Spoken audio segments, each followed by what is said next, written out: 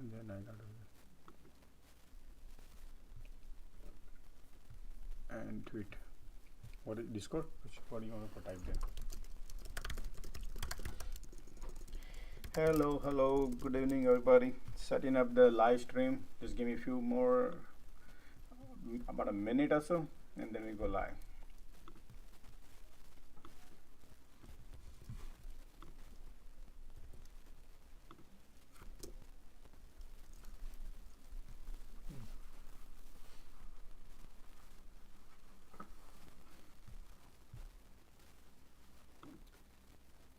Okay. And add it to your bio too. Okay, so this one is now okay. So this one basically done, right? Right here. Okay, and then how about the Discord is live?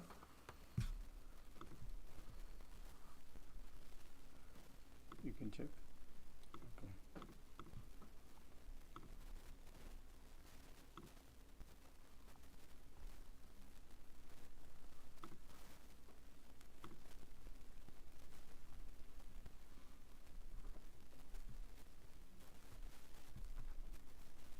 Yeah, that's the one.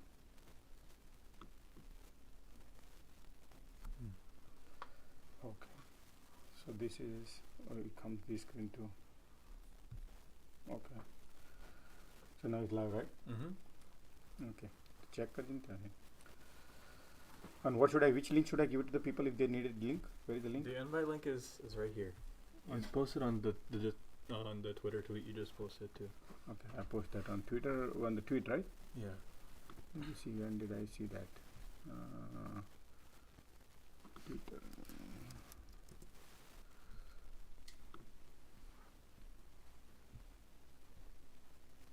This one, right? That's your pinned tweet. The one beneath. Yeah, that one. This one, okay. Mm-hmm. Okay, okay, I'm gonna add this one. Okay. No, thanks. We'll do those. Okay.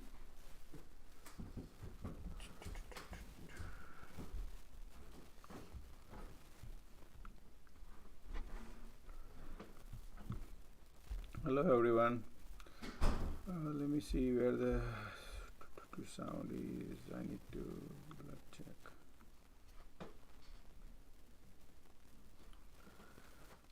Okay, so guys, if you can go to my profile and take a look at that links which is for the video, as well as now started the Discord server. So there's a Discord link also I tweet. So if you want to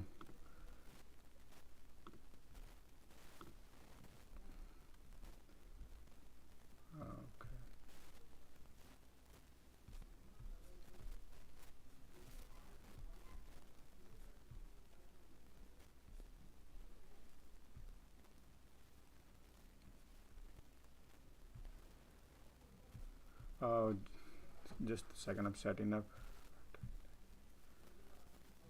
Okay.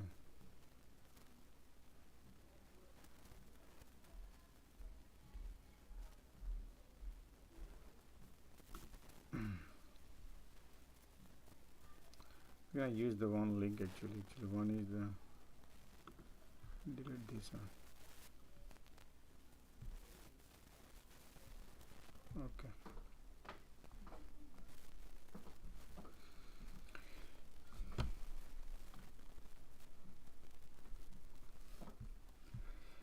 Okay.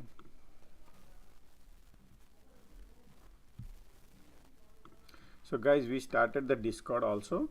So if you want to, if you guys using Discord, just to show you that you can click on my profile, and then you can see this link right here, Discord link right here. So if you want to use that, you can use that one also. So we are right now live on YouTube as well as Twitter and Discord. So those who are joining, this is the link. So this is for the YouTube link on the top, and the bottom. Bottom is here, and this is the Twitter. So if you guys can help me to retweet and like and retweet this one. Okay. Okay, so let's start with the market actually. So let's go. So right now, if you're gonna start, and you'll have the more people slowly join in. So if you take a look at it, today we have the market futures right in front of us, and I think the market future at this point is 453, which is 4,535. So it did not updated yet right now. I mean, look like future is right there where we left basically the market is. So I'm gonna go back to the SPY and we start. Sorry, 1 minute. I gotta go to daily chart. Before we start the video, actually start with the disclaimer. This video is not a this video is only for education purpose only, not recommending to buy or sell any sort of stocks or investment. For your financial advice, please consult with your professional financial advisor. Okay, so people who wanted to know where the market is right now heading, and I did tweet about it that hey, we have 100, we are actually right here at the market close at 100-day moving average, right? We all saw that market is close right there where the 100-day moving average is, right? So we still about to 50-day moving average, we are still about 200-day, and we are still close, we are right at the 100-day. So basically we are still in the bull territory. We did not enter into the bear territory. So when people say, Josh, what do you mean bear territory? So bear territory is means right here. I always stayed here. So we need to break below 200-day moving average. So as you all know, on a Friday when market tried to push through, we thought, oh, about to go and test the 200-day moving average, right? And everybody felt it. But then market has, remember, Friday was all the option was expiring. So they want you to feel that from 3 days ago that hey, market is bearish, and we feel is bearish, and then they took a U-turn. So all the options get washed out, people who are holding on those, right?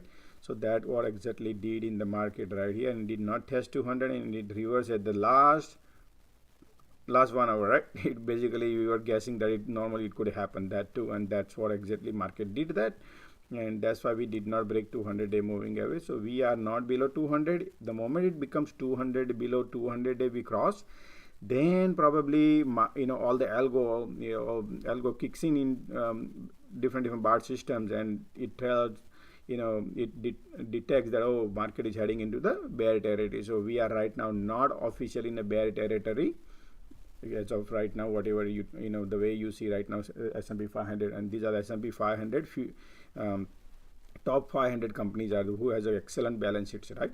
So this is the major indicator we use to to analyze the market. Okay,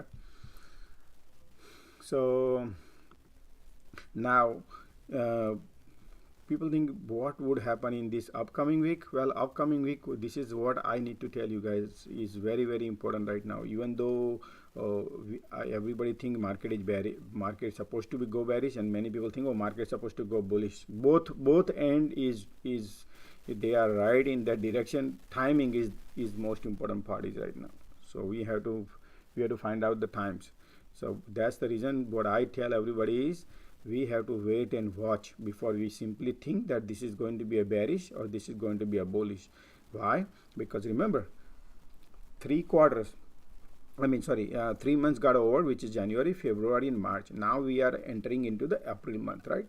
So there most of the market maker assets, most of their balance sheets are clear now, because whatever they shorted, and then they start buying here, right?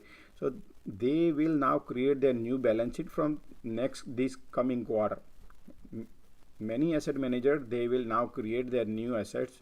I mean, they will create their new balance sheet for upcoming quarter. Same thing applies for the new month also, because many traders, many fund managers, they have to close their position on the month end, right? Because they have to report their profit and loss, whatever they were trading. So these are the two scenarios just got finished in March month now, and we are entering into the April. So what happens is right now, late market now is heading in the Monday. Now Monday, what would happen in the morning? We might think market is bullish, or we might think market will be bearish, but market will not. We should not go first on Monday. Let the market decide. So somebody is let me remove from mic. Okay, yeah. So let market decide which direction they want to go, and then what we will do is we will go behind them. We do not want to go first. This is what I always teach you guys. We do not want to go, even though you think, oh, market, my Apple supposed to go be a little bit higher, or my Nvidia supposed to go higher, so if SPY goes higher, my stock go higher, right? I understand that part. And if you think, oh, it's too cheap, let me go and buy option in the morning, the beginning, and market is going up, and then market takes U-turn, then you will be a trap, right? It will be a trap for you, and your all the options, whatever you have buy, then you might not feel good at that time. That's the only reason what I teach here. If you want to learn, safety is your first rule you should apply in your trading, right? The moment you go first and then market changes, just like here, right? On a Friday, market supposed to go, and we think, oh, it's gonna go down, and then market takes a U-turn, all your premium get washed out, right? So that's the reason. Let market take that direction and give a little time, not like 15-20 minutes. Let market choose, and then you should go behind. Then you'll be more happy, because once you enter in the morning, early morning, and then market change the direction, then you might feel, oh man, now I have a 20% loss, I have 30% loss since morning, and you're not gonna feel good. But if the market takes 1 hour, 2 hours, and then you go behind them, then you have a clear path. So for example, I'll show you right here. So let's go back to Friday trade, for example, right? So if I Friday thick in the morning, oh, okay, market is bearish now, look at this, we started here short. Okay, great, beautiful. And then though I was exactly showing here that this is the trend line I draw during the daytime, and I said, hey, if this breaks, we're gonna be a bullish, and normally it might market can happen. And right here diversion was, if you look at it, and we caught that. So if you look at this is higher and this bottom is lower, so right here, right, is going down, right? But if you look at it here, hold on, let me go here so I can show you. So you do not know the future path, where you always think, oh, it's gonna go down right here, right? But if you look at this is higher than this is lower than this, right? And you think it's gonna go down, right? Right here you think gonna go down, and look here, if this is now from here, actually this is not the divergent right here, but we went here from,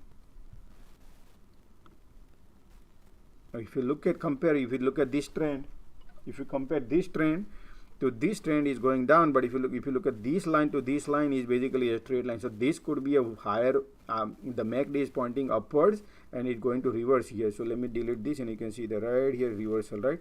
And this could be a perfect entry from the bottom, double bottom, and then look at that, and then it breaks the resistance. This gives the confirmation, and the 200-day moving average breaks, and then it's confirmation, and then look what happened after that, right? Market took off. So that's why you need to find the proper direction, because market was creating the sentiment that, oh, okay, we're gonna go down, and then all of a sudden up. So you need to exit on a particular time period. If you don't exit whatever the positions you are, then sometimes we have more greedy nature. We say, hey, I need to have more money or more profit, or whatever the fear you have, or whatever the FOMO you have at that time, and you don't take the profit, then this thing normally happens. Then those who are bear and they did not take the profit, and they assume it's gonna go more down, then they lose their whatever the profit they had. You follow? Because market ran super fast right here, what it did, right? Look at that run up also right here, this run up too. So these are the scenario happen. So let the market choose the direction, and we would be live also, and we will go through step by step, one at a time, how market decides. So again, like I said, keep in guys mind, this is the new month starts, new quarter starts, and how they starts we would not know. So what we'll do is, first in the morning we also keep eyes on all the sector wise. So if you look at it, last week what did they do? Last week, if you look at it here, financial sector was down right here. You see this, energy sector was down last week. Then you look at the industrial, XLI was down. So what are the, even they bring down material also. They were holding material very well, though material is in a bullish, right? But look at that, material did not go much up and down at the end of the month, because end of that particular week, this is 5 days of the sector. So material was right there where it did not go much move, right? And financial sector was losing a lot of money. So if you look at the financial many banks, they were losing a lot of money here. Those are so we discussed that also. So for example, banks. So BAC, Bank of America. Look, you see this last 5 days, 7-8 days is going down. Then if you look at Citibank, look at the Citibank. We predicted, we said that here that hey, look at this, Citibank is breaking the major support line right here. And we mentioned that I tweet also, and look at that, since then is going down. So somebody who shorted here is $60, now is $52. That would be a great glide also. So pretty much most of the bank, actually, JP Mortgage, look at that, also down to, look at the downtrend, but is getting their downside also. So that's why we need to look at the sector, which sector they are right now giving importance as the new week starting. We need to wait for the new week starts, right? So let's see how the new week starts basically, and then we will go from there based on that, but not too early. Remember, we do not want to go early when the market starts on it. So keep this thing also in mind. Okay. Hi, Josh. Hey, how are you? Good. Thanks for doing this. I have a question about the options stop loss. I was in AMD short, and it fluctuated so much. It hit stop loss multiple times. Like I entered multiple times at different entry levels, and as soon as I exit, or as soon as I hit the stop loss, it goes way lower, and then people make hundreds of percentage of money, and I'm just stopped out. I don't know how you make your stop loss on a very volatile stock and option. He doesn't. Yeah, so what I teach here is I don't believe in stop loss, because that stop loss is made for people to fool. This is really you see Josh is crazy. No, I'm not crazy, guy. What I teach is create your foundation strong. So once you create your foundation strong, then you do not have to worry about the stop loss, because the moment you put a stop loss, you do not have a steering wheel in your hand, and market always creates volatility, right? What is stock chart, right? When you look at these projections, what is this project? Do you see a straight line? Do you see a straight down, or do you see a straight? No, right? It always wiggles around, right? Everything is wiggle. So in that wiggle, if you put a stop loss, then definitely you can watch out. Look at this, going down, and then those people who think, no, I'm gonna be bullish, and look at this, what happened, and then it goes, and then he become bullish, and then look, boom, down. So he loses all the loss right here, right there. Then again goes back, and then he could have made money, but he could not enter here on AMD call, just in case if somebody want to be along. And then he lose this, because of this could be his stop loss would be washed. Just to I hope you can see my screens, right? Yeah, I have YouTube too. Okay, so guys who is live here, basically we are also live on Discord, YouTube, as well as Twitter. So, and links are on my profile, so you can click on different links are there. So this is what I exactly tell you. So basically why this happening is, let me explain you. What happens is market always creates the volatility which up and down. In that, some people have a stop loss 5%, some people have a stop loss for 10%, some people have 20%. So they are the first one. And in fact, before I go live, I am a little late because somebody was talking to me and he said he is losing money because of stop loss. He said that, this is his statement. He said he is losing money because he is using stop loss, and particularly he was playing SPY. And SPY he said, I like SPY because it has a bid and ask is very minimal. I mean, there is no much gap between, because you are only 1 or 2 cents difference, and is a highly liquidated ETF where you can go and play with it. Whereas other options and all you want to play, then the bid and ask difference is way high, so you lose a lot of money in premium itself also, right? and sometimes there is no implied volatility not there, and then you want to sell at that time, you'll have a hard time to sell some of the options. So people prefer to have where the liquidity is there. So he said, I like SPY, which I can easily instant, I can sell, boom, boom, boom. But again, the SPY is very dangerous. Is 95% people lose in SPY trading. And talking about people say I made 100%, 1000%, all those things, they people show you like that, but I would don't get into the greedy and things that nature. What I would suggest you is, because everybody go through that route, and you might go through, otherwise you will be losing more and more money like that. You need to create your foundation strong, such as understanding the financial of the company. If you want to, if you're doing day trade, purely day trade, then you have to learn the more about the technical side of it. You have to learn more about technicals. You have to learn about little bit market, macroeconomy, understand that part, and slowly you'll digest. Oh, this is what it is. Then it would help you to sustain your positions on it, because market doesn't. You have to analyze which day are you playing. Are you playing Friday when all the options are expiring? You have to, you got to. This option is like a whole art. And today I was one of the podcast, and I was explaining somebody about the options. So I can probably actually bring it here to you and show you some options. So for example, let me show you just a little thing. So when you want to play SPY here, you go to the SPY chart and you say, oh, I want to buy a SPY option. So you look at the bid and ask difference here, is right? I have to interrupt you to let you know that I've lost so much money Oh, on wow. SPY puts last week. SPY puts? Because I got in the week before, and they all thought that the market is going down. Mm-hmm. Yeah, so that's what I like to tell you about it. First, SPY trade. I do not recommend anybody to start immediately with the SPY, because SPY is not an easy game, because SPY always creates big volatility, and we people lose money because SPY always fluctuate. Look at the direction, look at the fluctuation happens. So that's why people can easily lose. So you do not want to get into the super fast track immediately. You want to go with the slow track. Now, what do you mean just slow track? Slow track means you go with the. So if you want to learn, you can go to AMD. That's fine. You can have another, but make sure so let's take a look at AMD. What exactly AMD is options are right here. So new option starts. First, you need to choose the direction. Which direction AMD going? So you got to look at. You have to. I make money in them. No, sorry, I got a call incoming. So let me explain you what exactly. So when you think that last week what happened is technology, right? This technology sector was down. If you look at it, it's only 15 point, but if you look at last 3 days, AMD was down, right? Here, look at it. Look at it. AMD, right here.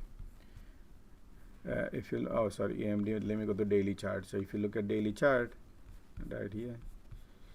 Right here, you see this last 3 days we got the rejection right here. So if you follow this trend line, and I define here to look at this line, every time we hit we got rejected. This time we also rejected.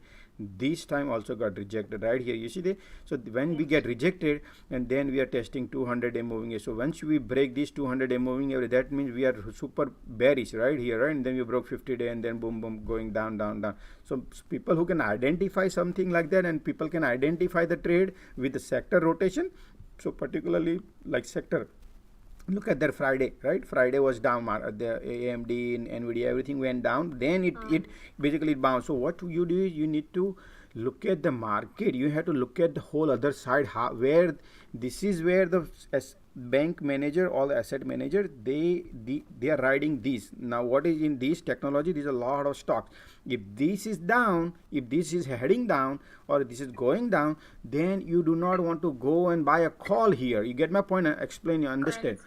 You do not need to buy the calls, because you see here confirmation, look, is rejected here, and now we also just got rejected. We also rejected 200 day moving average, also we got rejected. That means we are trending down. How can I go and buy a call? Just to give you example.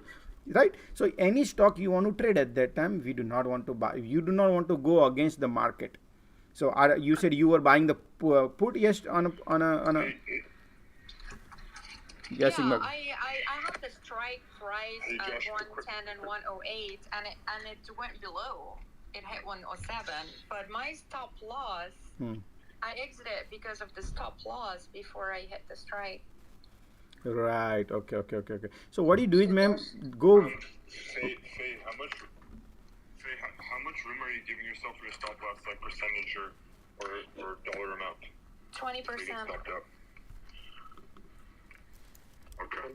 And then Josh, with the sectors, are you using spidersector.com for the sectors? Yeah. So we say for the sector wise, what I would we need to look first of all over here in the as the time, keep checking every time what exactly market makers are doing here. You need to look at the sectors. So if you want to go long, you want to go long. So many people were talking about Tesla, and I said no, I'm not gonna short Tesla. Or some people were shorting Tesla, some people were buying Tesla, but those who bought the Tesla, they also washed out. And I go to my volume profile, and I can exactly explain you what market make. If I don't know if you guys know, if you come here to the chat room, I always teach everybody how. I was here during the Tesla trade. I was up $600, then it went down 400 or something. You need to take very fast.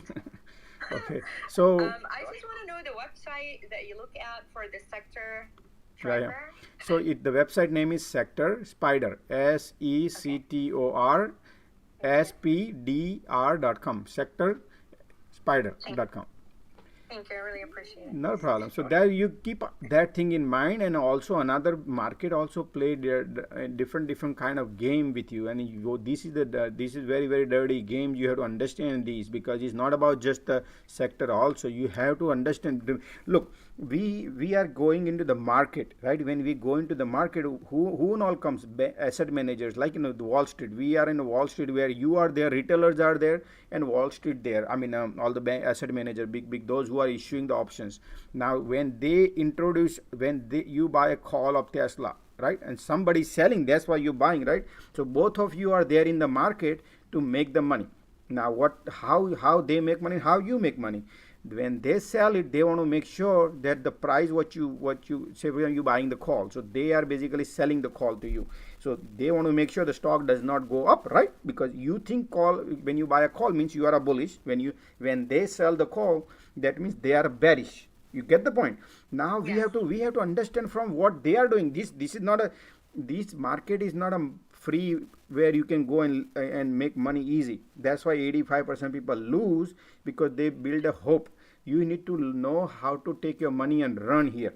That is the first thing we need to learn here, because there is a big guys there. They have the money power. They have a leverage. They can take U-turn in 1 minute, and you would not even know, and then all your profit can be washed in calls, right? Because they got a leverage. They got a power. They have a system, and they can definitely take that in a different direction. So show you here when Tesla was riding up here, and then this Friday was option expiring, this date on a 22nd March, and people bought the call. They had a hope, it's gonna go up, and then all the premium 1, 2, 3 days, each day you lose 25% mega cap stock when you hold it overnight. You think you have a hope and it's gonna go back.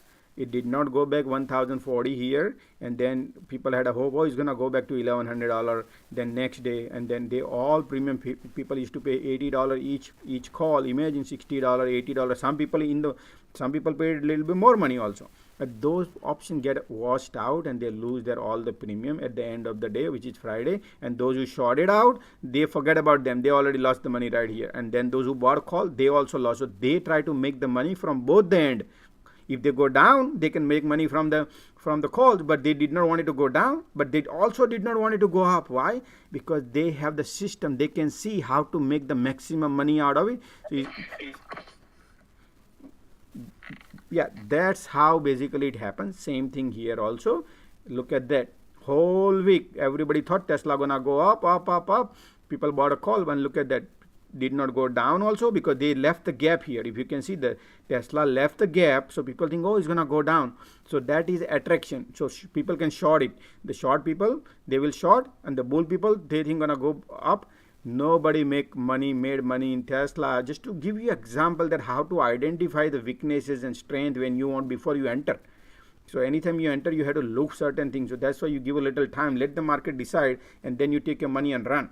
So in this kind of scenario, puts and call both, they lost the money because they were holding the melting ice cube in their hands for 5 days, hoping that this stock gonna go up or this stock gonna go down to fill the gap. And both the party, they lost the money because stock did not go. In between these price, it played, unless you are in deep money, but deep money costs you tons of money, particularly Tesla calls. They are very, very expensive calls. Are and holding for 5 days, Tesla, it costs you a lot of fortune. Josh, So, one thing to that. what's that? Hey, Josh. Can I add one thing for that girl? One at a time. I could, yeah, what's up? Just to tell her, the girl, that she can check the ATR also. Any stock on a platform, go to ATR, average true range. Mm-hmm. That'll give her an idea how much that stock fluctuates every day, Oh. up or down. Yeah, so, ma'am, I mean, she can definitely, so I don't know if she comes here or not, but if we always do this, we look at the profile range, and I always control the price control area, and I always teach here that here you always remember, you try to check the control line and see where the price profile is. And if you think the profile is right here, look at the profile. You see the red line I draw here? This 1, 2, 3, 4. Every day is the same here and there. They did not go anywhere. So that profile is not going down. Then you cannot go on short. You have to create you follow certain things. So technical also we need to look, particularly in this scenario also. So. Thank you. Yeah, that's how supposed to be, and the stop loss is got to be very dangerous too, both way, how you look at it is.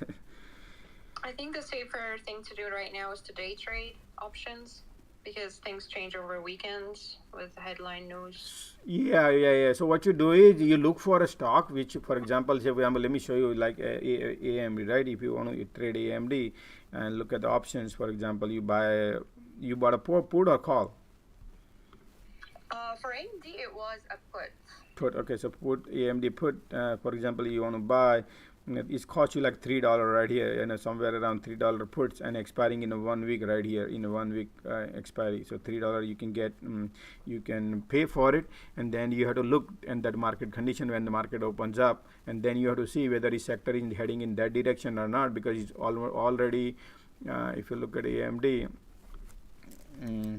now is already oversold. I mean, it tried to be sold, but we have the support line here. Maybe it can be, I can see inverse head and shoulder, and it can bounce from this price line. You see this price of control line right here. It can bounce and it can go up, and then people think, oh, it's gonna go down because you're gonna test here. Look at this tested here. So this is the pattern, can be inverse head and shoulder. Inverse head and shoulder is like this is head and is now it can go up. That can also play, but remember all the time market also maker, they see that, hey, you guys are watching this inverse heads and shoulder, and they might not play that, and instead of that they can also take it down. That's why let market decide which direction they're gonna go, and then you go after them. Then you come to know what exactly they will be doing. So it's little, there is no exact defined path on immediately, so that's why we want to go behind them so we can make money and take the money and run whenever you enter. This is how I would say day trade. When you want to do day trade, you always look for opportunity. And is there a special rule for Apple options? I know it holds the SPY very well, but I don't know if it follows. Yeah. I don't know which follows which. No, obviously Apple is a part of the SPY. SPY has a 500 Fortune companies, though people will say, but you have to understand, keep eyes on SPY. SPY is the main indicator. If you come here and see, I always keep my 4 screens up here, and I always try to look at the SPY. I look at the Apple, I look at the QQQ technology sectors, and I look at different ticks. I also look at that, and based on that we'll see. But yeah, Apple, no, I would not follow Apple. I would follow SPY. Remember, Apple is a part of SPY. SPY is not part of Apple, right? Okay. That's right. Thank you so much. If I'm not on Twitter, I'll be watching on YouTube, but I'm definitely following you. Thank you so much for everything. Now I'm starting the Discord also, so I have that link. So if you want to be, and then I'll be tweeting a lot of alerts also slowly. Very good. Good luck. Thank you so much. Thank you. Hey Josh, I want to add something regarding the stop loss. For some reason, last week I was trading GLD and MU calls and puts. So I put the stop loss for some reason those did not execute it. Stop loss did not execute it. Yeah, I mean, I literally have to go cancel that stop loss, and I literally have to sell just like that. Maybe. I was really, yeah. No, but then stop loss did not execute because you did not have that much loss. That's why it did not execute. No, see, I put $6 puts, right? I mean, for the GLD. Then what happened? It reached 590, but still did not get executed. That. Interesting. Are you doing a trailing stop? And did you put your trigger and your limit price at the same price? Yeah, trailing stop in sense, when it reaches $6 below, it should sell, and when it reaches $7 and above, it should also sell. Yes, but what is the difference between your trigger and your limit order price? I think $1 I put, right. The stop loss is like 6. When it reaches $7. Because if they're too close and it blows through the trigger, then it can just go right through the limit order as well. Yeah. So stop close. loss. Okay. Let me ask you this question this way: what is the difference between stop loss in stock, and what is the difference between when you do the stop loss in options? Do we have to act differently? Oh, well, pretty much. Yeah, so if you want to do a stop loss on options also, you can put a stop loss on that one. But if you do that same thing, it's same procedure on that options and stock also. It's the same procedure. It can trigger at that time. So it's the same. It's just the price. Whatever the price you enter in the stock, same price. Over here, apply 10%, 5% stop loss, and that's how it get executed. It's the same procedure. Yeah. So Same. Okay, let me ask you this question, Josh. Let's say I have 100K, right? Mm-hmm. When I want to play like calls, like AMD or something else, or Apple something else, what percentage you guys make for the options trade? So good question, man. So what percentage? I do not go by percentage because we market when the chart is, when we are looking at the chart. For example, SPY example, right? And when you want to do the minute chart or 5-minute chart, you're looking at it, and then you see, oh I have put now buying, and then I bought it right here and short it because it's rejected right here and going down, and then I look at my confirmation that how far it can go, or maybe if I want to. That is another greedy nature we have, or I'm happy with whatever I got 20% and take that 20%. Whatever you see, you got at the time when it's happening, event is happening. You see that you are profitable. You close your call. Do not think how far it's going down, because that's the only one reason we are losing, because we think, oh, it's gonna go down, it's gonna go more down, and then look, example. I give you right here, and this is I hope everybody understand this is very, very important, guys. Okay, if you want to be successful traders, this is I'm about to tell you, and that is the thing you need to cultivate. Remember, cultivate is not easy.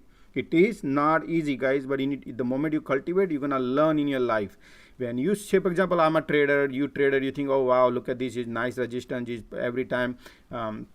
Look here. We tried this resistance, rejected, then again we tried this resistance, got rejected, so that's the confirmation. Then again we broke this price of control line, in that also, oh, wow, perfect, is called rejection, right? And look at that, then the market goes down, right? And then it goes down, you short it here, and then you short it here, and you have maybe when you have SPY calls, you got whatever percentage you got it.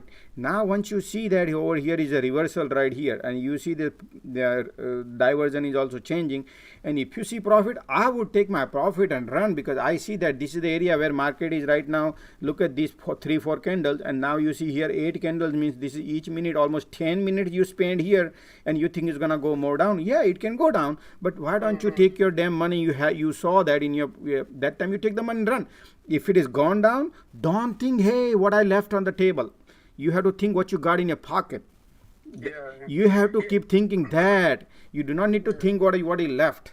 And look at this W pattern creating right here. You see the W? People think it's gonna boom, boom, boom, gonna go, and then look what happened, right? So that's why you have to take, you need to learn how to take the money and run using some technicals, but don't wait too long, because the greedy nature, people who short here, and still they don't take the profit, because they thought at the end of the day market gonna go, this gonna go down to all the way to 200-day moving average, which was around 448 or something, and then look what market took a U-turn and went back, right? So that's why I say take the profit and run.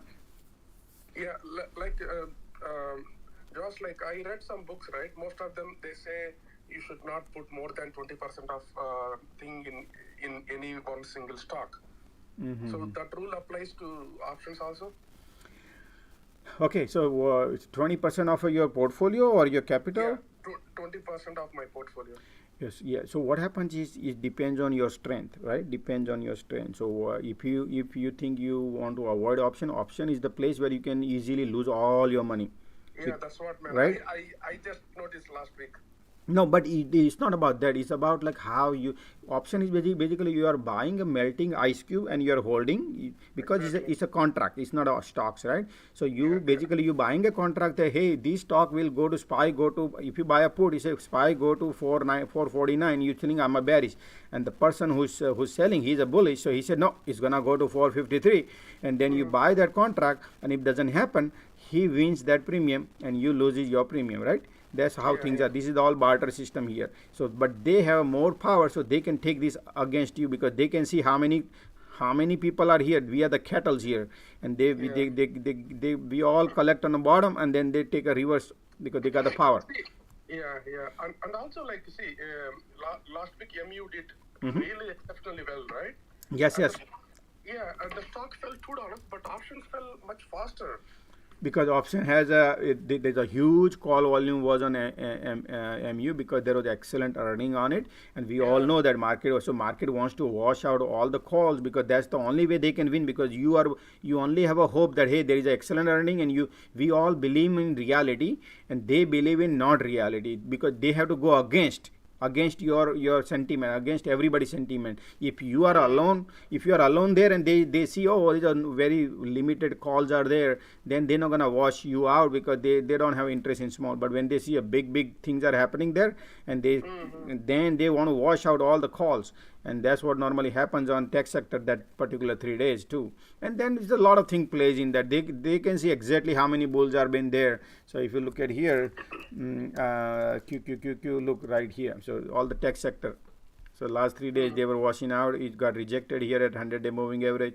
We draw the line also and say, hey, look at this bearishness. So I would not buy a call unless we break this line on technology sector. But that means you cannot make money buying call. You got to be smart enough to handle because you are going against the wind. You want to go with the wind, you can make more money. You have a safety. So if if you think technology sector is booming that particular week or that particular day, then you go into the QQQ, whichever QQ stocks are AMD or whatever stock you think that will give you a tailwind, so you can go up, right? So that's how we need to analyze before we jump in. Yeah, I mean, see, before I joined your group, right, I was literally down 40% of my portfolio. And I made that, I was up 10% or 11% up before last week. Now, these options, like fast volatility, right? I lost my profits. I only now 1% up. Okay, yeah. So then what I would suggest is always, if you're not comfortable playing option, do not play option. Just stick to your stocks and understand that are you heading in the right direction. Whatever action you are taking, safety, our money, hard-earned money, guys, right? So do not play option. Then when you think that I'm losing money, so then what you do is you test your water. You know what I mean? Test your water. When we want to jump in the water, we're not gonna go immediately jump. We're gonna put one leg and we feel the water is good, how much deep it is, right? Just like that, we need to apply that thing in our routine trading. Buy a stock. You go and buy a stock, so at least you are not losing the money. You are not losing time. You are not against the time. The moment you buy the options, you are against the time and you are holding a melting ice cube. So you test whatever way you are trading. You buy with the stock. So you don't lose much money. Only thing is you will be holding for some time until it come back. Right? Yeah, 3 months. Yeah, 2 months, 3 months, 3 days, 5 days is market. Look, market maker, they create market. Over here it went down, then again it went back, then again down, went up. So they doing. Look, they also go up too, right? Yeah, so we have to understand the cycles. So right now, I would not go immediately go and buy technology stock immediately because it did ran up a lot.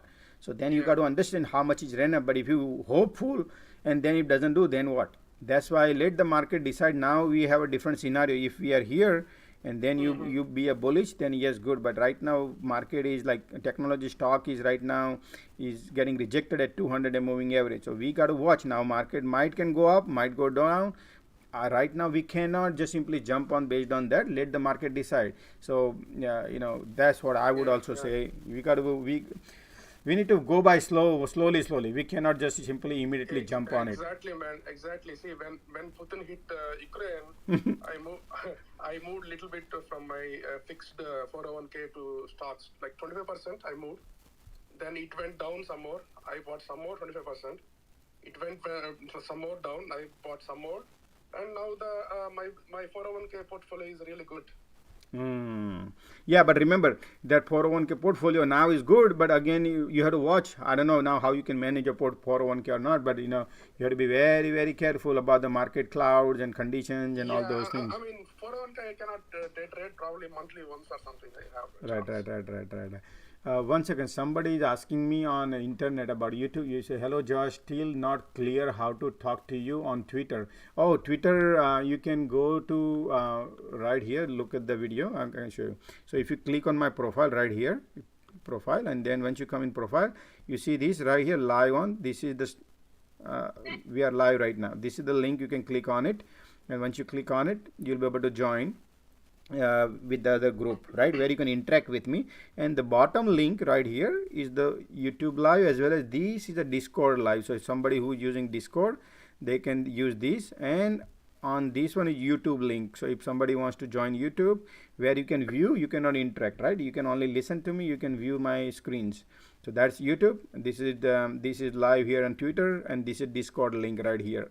So there are three. What is the Discord handle is Top Trading Edge.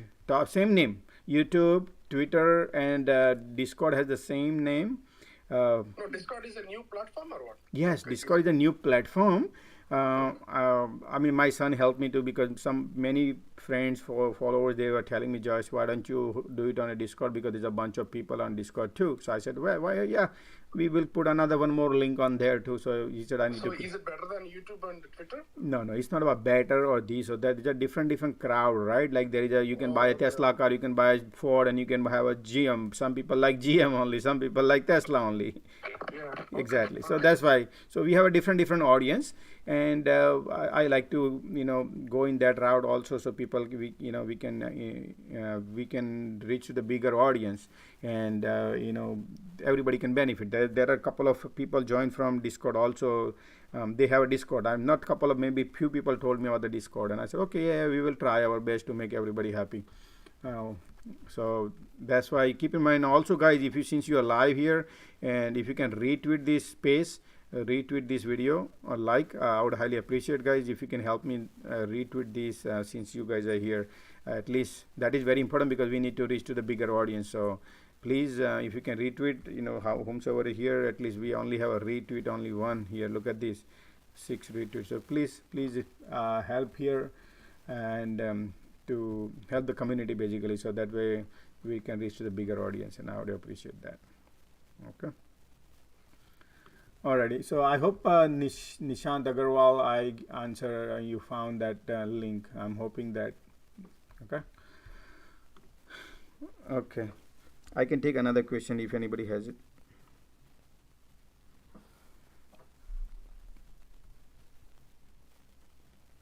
So what I learned in the market, Josh, last few weeks, you should not be greedy, and you should have some patience sometimes.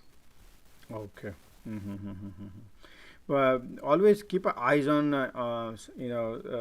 chart, because you have to look at these technicals. Is not just a pure technical. These are real price actions. Somebody is bidding on this. This is where the real money comes in, right? When this QQQ going down, that means this is where they are pulling money out, right? When you see here, you see all this green candle, means there is a money going. This is the real action. No matter what market, whatever we see, Tesla made this much profit, or this headline, that headline, do not. That is your indicator, remember, but do not act on a one indicator. You create a confirmation. How do we create confirmation? What I teach here is we need to have a confirmation with everything. It depends on how you're trading. If you're trading day trade, you need to, then that time I show you, remember how I trade is day trade. I always go and open my all the indicators, the indicator which I use, and then I show, okay, where we are. So I go to the minute chart, 5-minute chart, look at my price line, then I always look at my clouds, I look at my lagging span line, I look at the divergence, I look at so many things, right? Day trade, right? Something like that. When you do a long-term trade, you have to also look at the whole day trade chart. Also, you look where the market is heading, how things are looking, where are the resistance are, where supports are, where are the price controls are.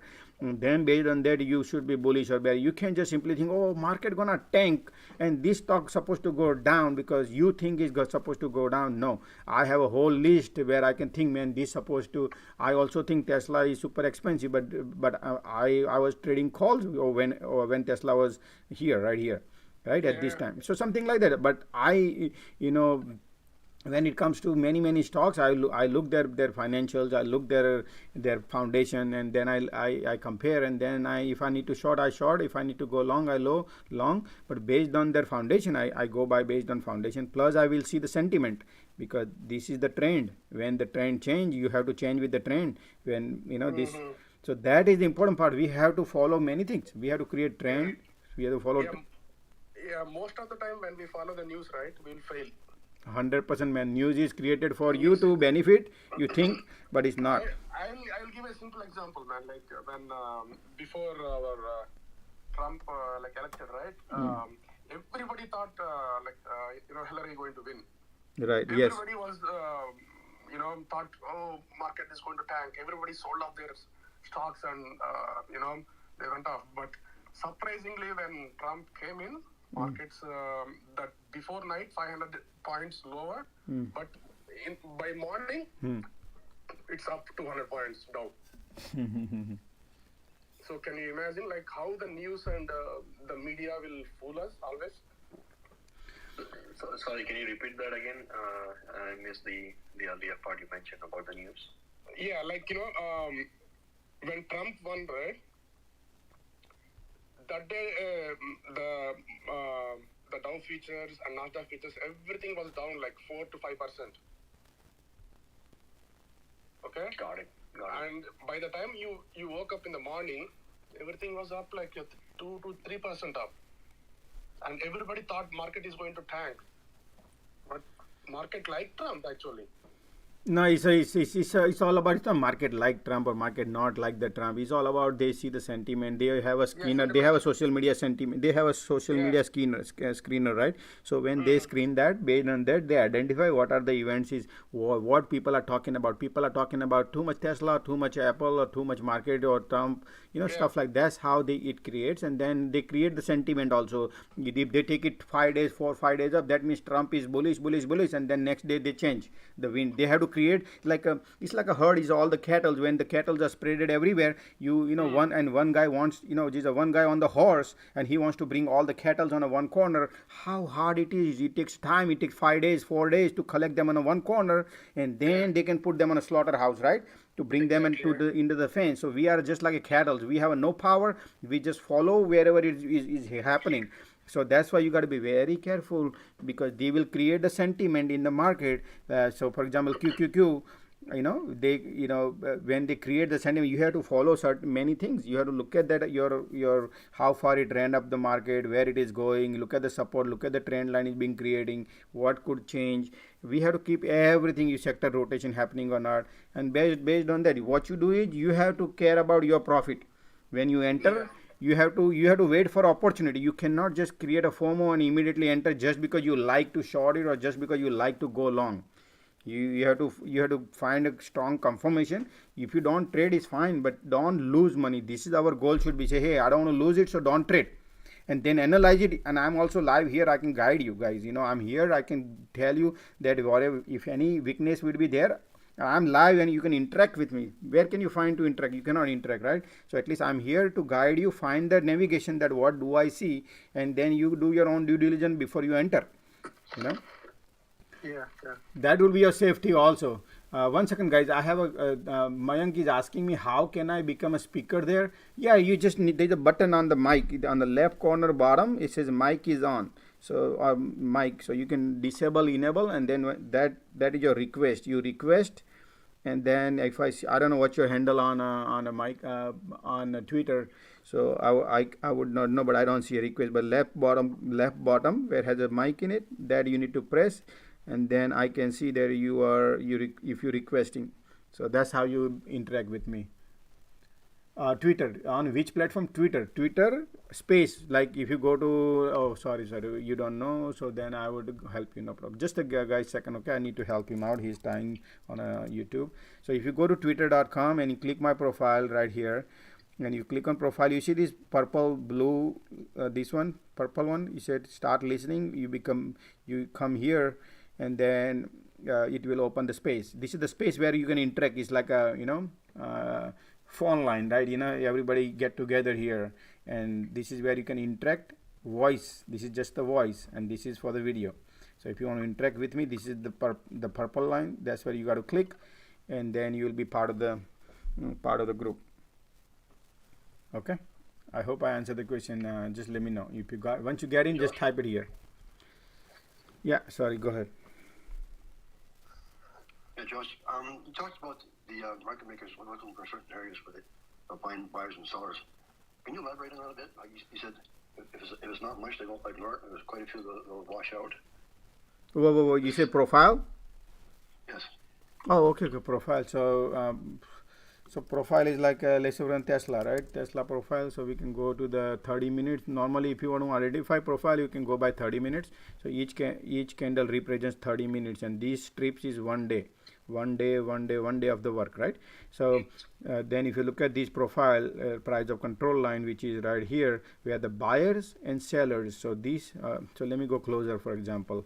So if you look at it, and this whole day of the work, the buyers and sellers were right here at the top, even though they started from 1053, but they agreed this price around this area, 1091. So this price was accepted by the buyer and seller, right? So that's the profile area for the buyer and seller right here.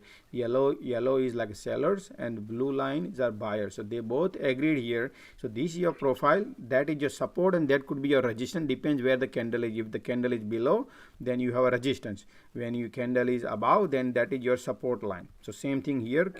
Candle was playing right at the price of control line at the profile, and then next day is also same here. So basically we were trading right here at the profile area.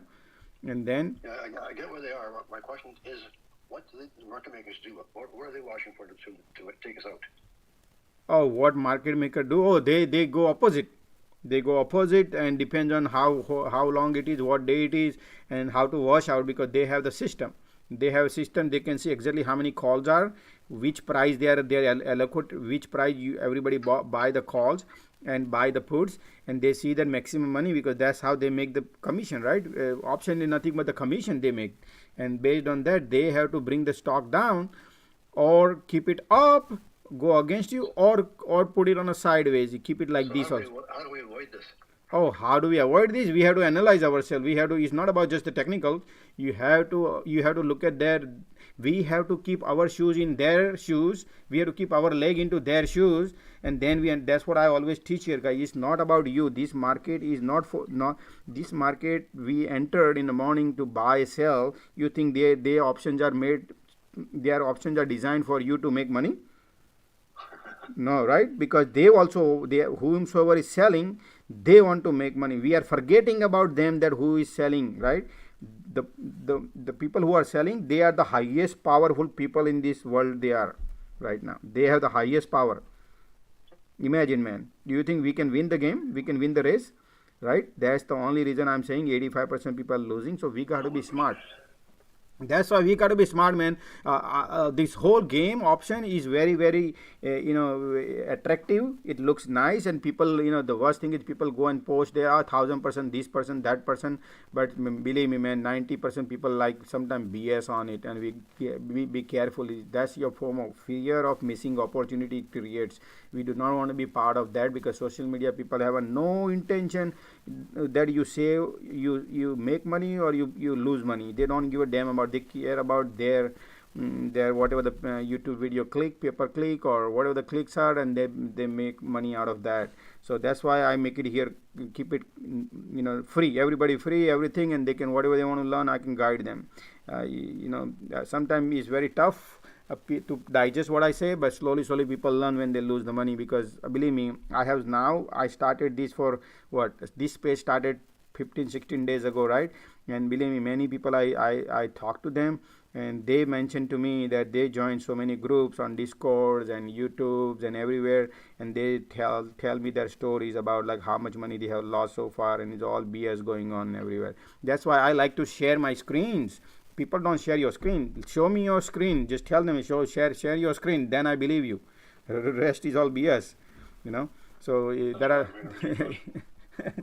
Yep. So anyway, I don't want to say bash. I don't bash other people who there could be some good people also. But again, bottom line is, if you are not making money, then that's it. There's something is wrong. You got to pause what you're doing. Whatever you're doing is wrong. Then stop yourself and don't do what you're doing. And then discuss here. We try to guide you. I like gentleman said that, hey, if I play, I had option money, I made money, and then I lost money.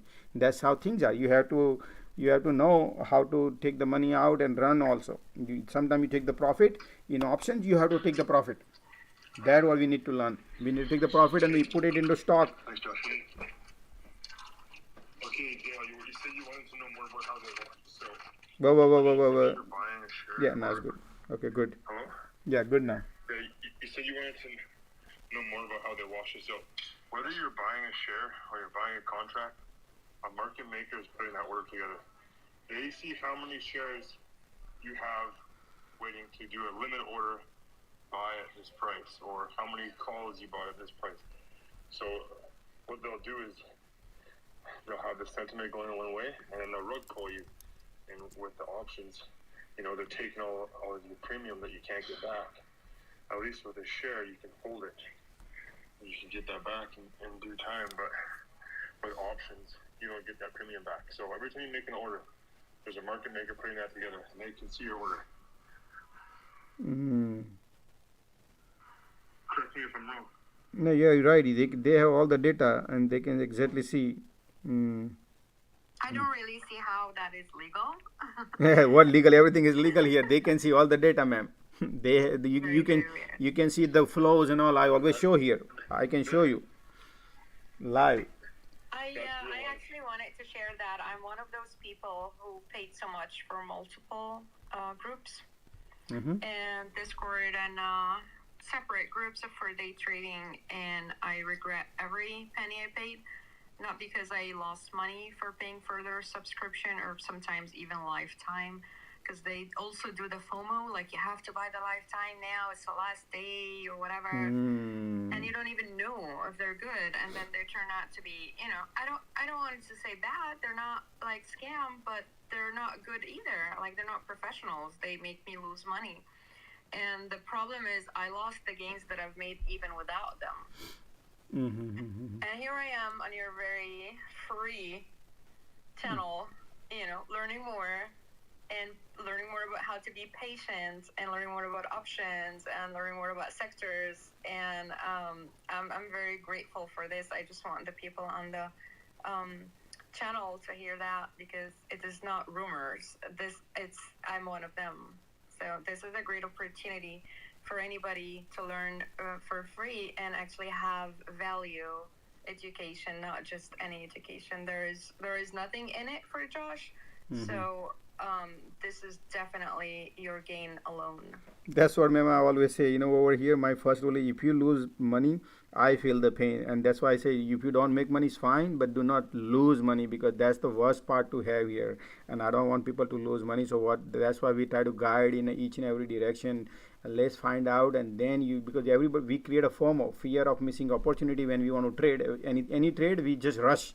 That's where the problem starts. We do not want to rush. The moment we rush ourselves, we are entering into the calamity. You don't want to get into the calamity. You give yourself a pause. The moment you feel the FOMO, then you stop that. That is your cultivation. Forget about money right now. You do not even need to. You need to cultivate within your DNA. Say, hey, I don't want to create FOMO within me. You have to compose yourself.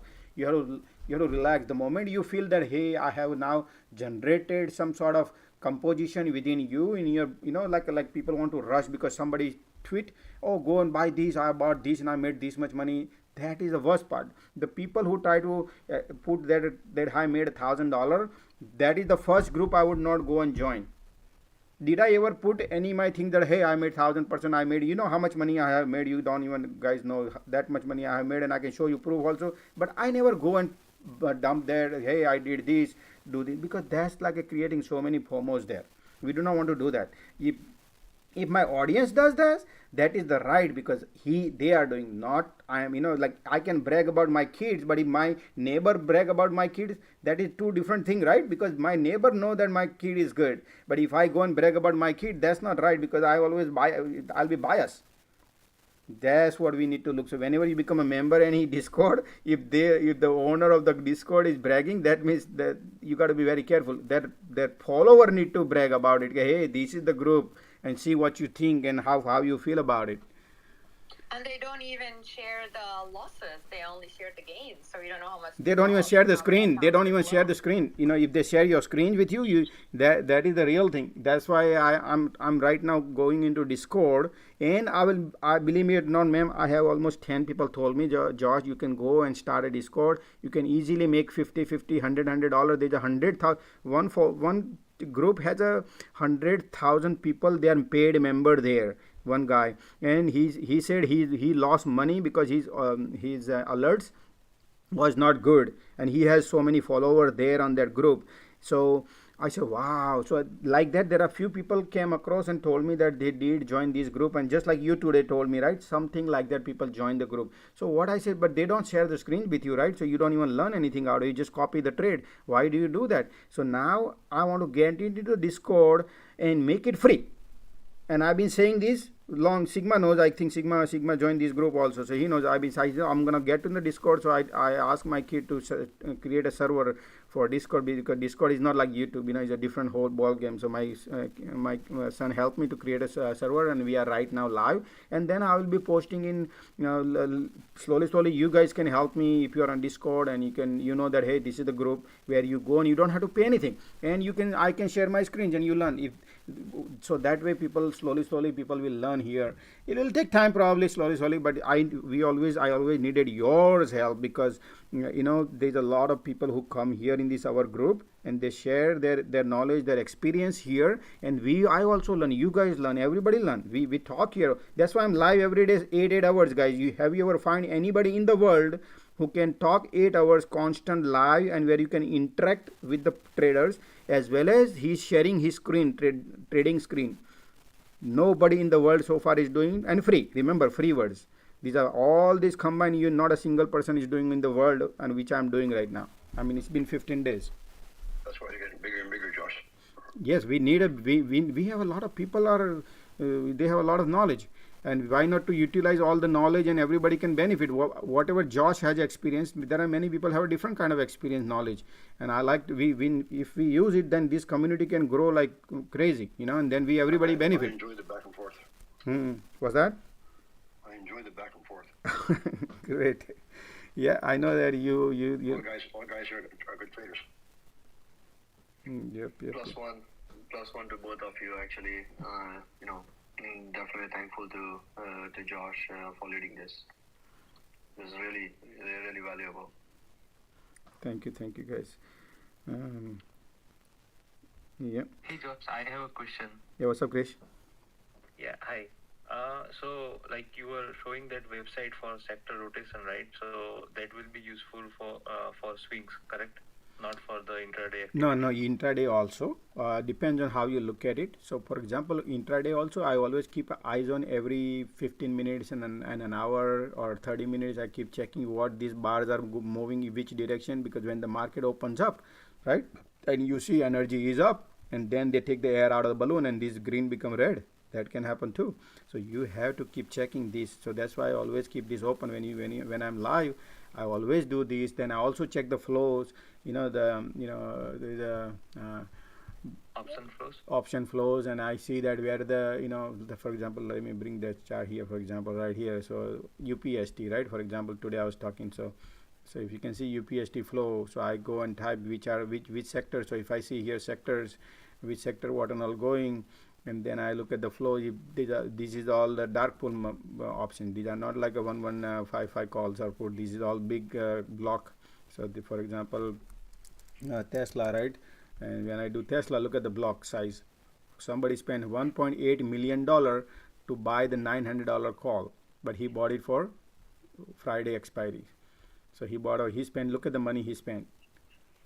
$1.8 million he spent just to buy he was in the money.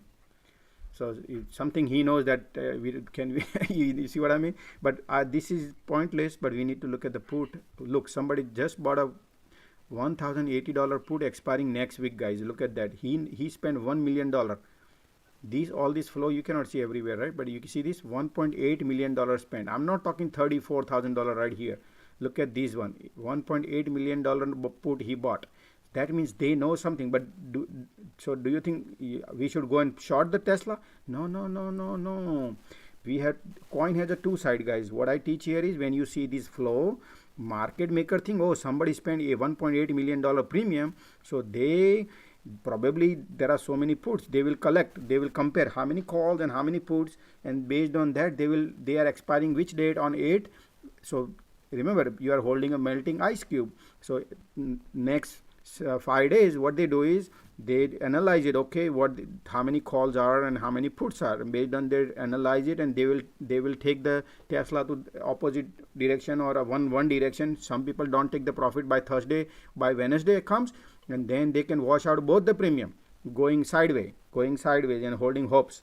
So that can happen too. So that's why you come here and I can guide you exactly, analyze Tesla also and Apple also, and whatever the trends are, and explain, because I have a in-depth knowledge of options game. Look, I understand each and every details which people nobody knows on Twitter, nobody even talk about it. And I always say that, hey, you are holding a melting ice cube, and you have to analyze each and every detail. So for example, you are on here, Tesla, look, let me show you guys. Some people say, I'm going to buy Tesla and I'm going to hold it for overnight, and then you hold overnight, you know how much risky it is, just to give you idea, and then you understand, because people nobody teaches, and then we buy. And look, let me show you, I hope you can see my screen. So for example, you want to be a long, and let me look at the date. Okay, so you think I want to buy Tesla call, Tesla going to be $1,095. This is out of the money, right? $33 you're gonna pay each. So $3,330 you're gonna pay on each one contract, just to buy one contract. You're gonna paying $3,300 just to buy one contract. 33, right, into 100. So you buy this, and then look at the theta here. Every night you wake up, one night you lose $4 out of that. That's the theta. Regardless, price should not change. The price, if the price goes against you, you lose another 48, you lose another 47. If $1 goes against you, you lose 50%. 50 cents right here, 47 cents, 48 cents. That's the delta, which is your loss. If he go with you, go in your direction, then you gain. So you have to analyze it, that you want to hold it overnight or not. You have to, because these are big ticket item. So when you play with the big ticket item, your goal should be in and out in the same day, not holding overnight. You are holding overnight is your hope. When you that is very, very risky. That means Josh should not play. Well, if you think you are gaining profitable and you have a good niche and you have good power and you're winning the game all time, then go ahead and do it. But I don't do it, because I try to.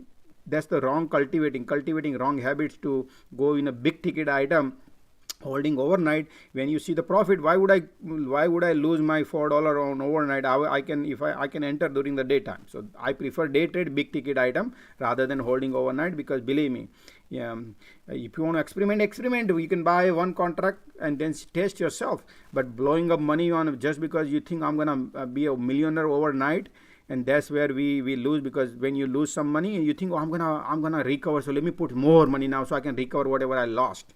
And that's where you lose more and more and more money. Same applies when you make money also. You think, I just made the money, so let me go and buy something else, or do this option, and you lose that money. Same into this market only. So we are putting all the profit also there, and when we're losing also, we creating more greedy things, and we lose more money there. Both way we are losing money here. That's how market maker knows that you will be here only.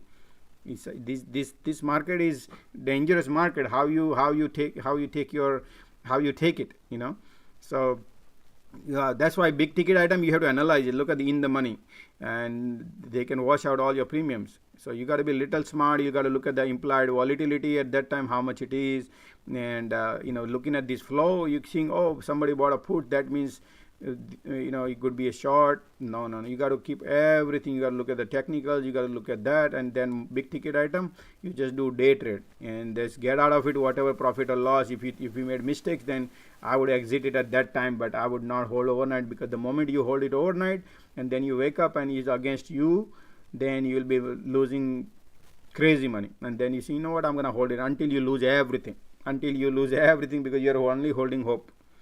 That's why it's a very risky big ticket item like Amazon calls and puts, and Tesla calls and puts, and SPYs and all not, man. They have a big look at that. I'll show you right now. People buy SPY calls and see how much money they lose. There is no way SPY, I mean, if you buy a calls overnight, sorry, let me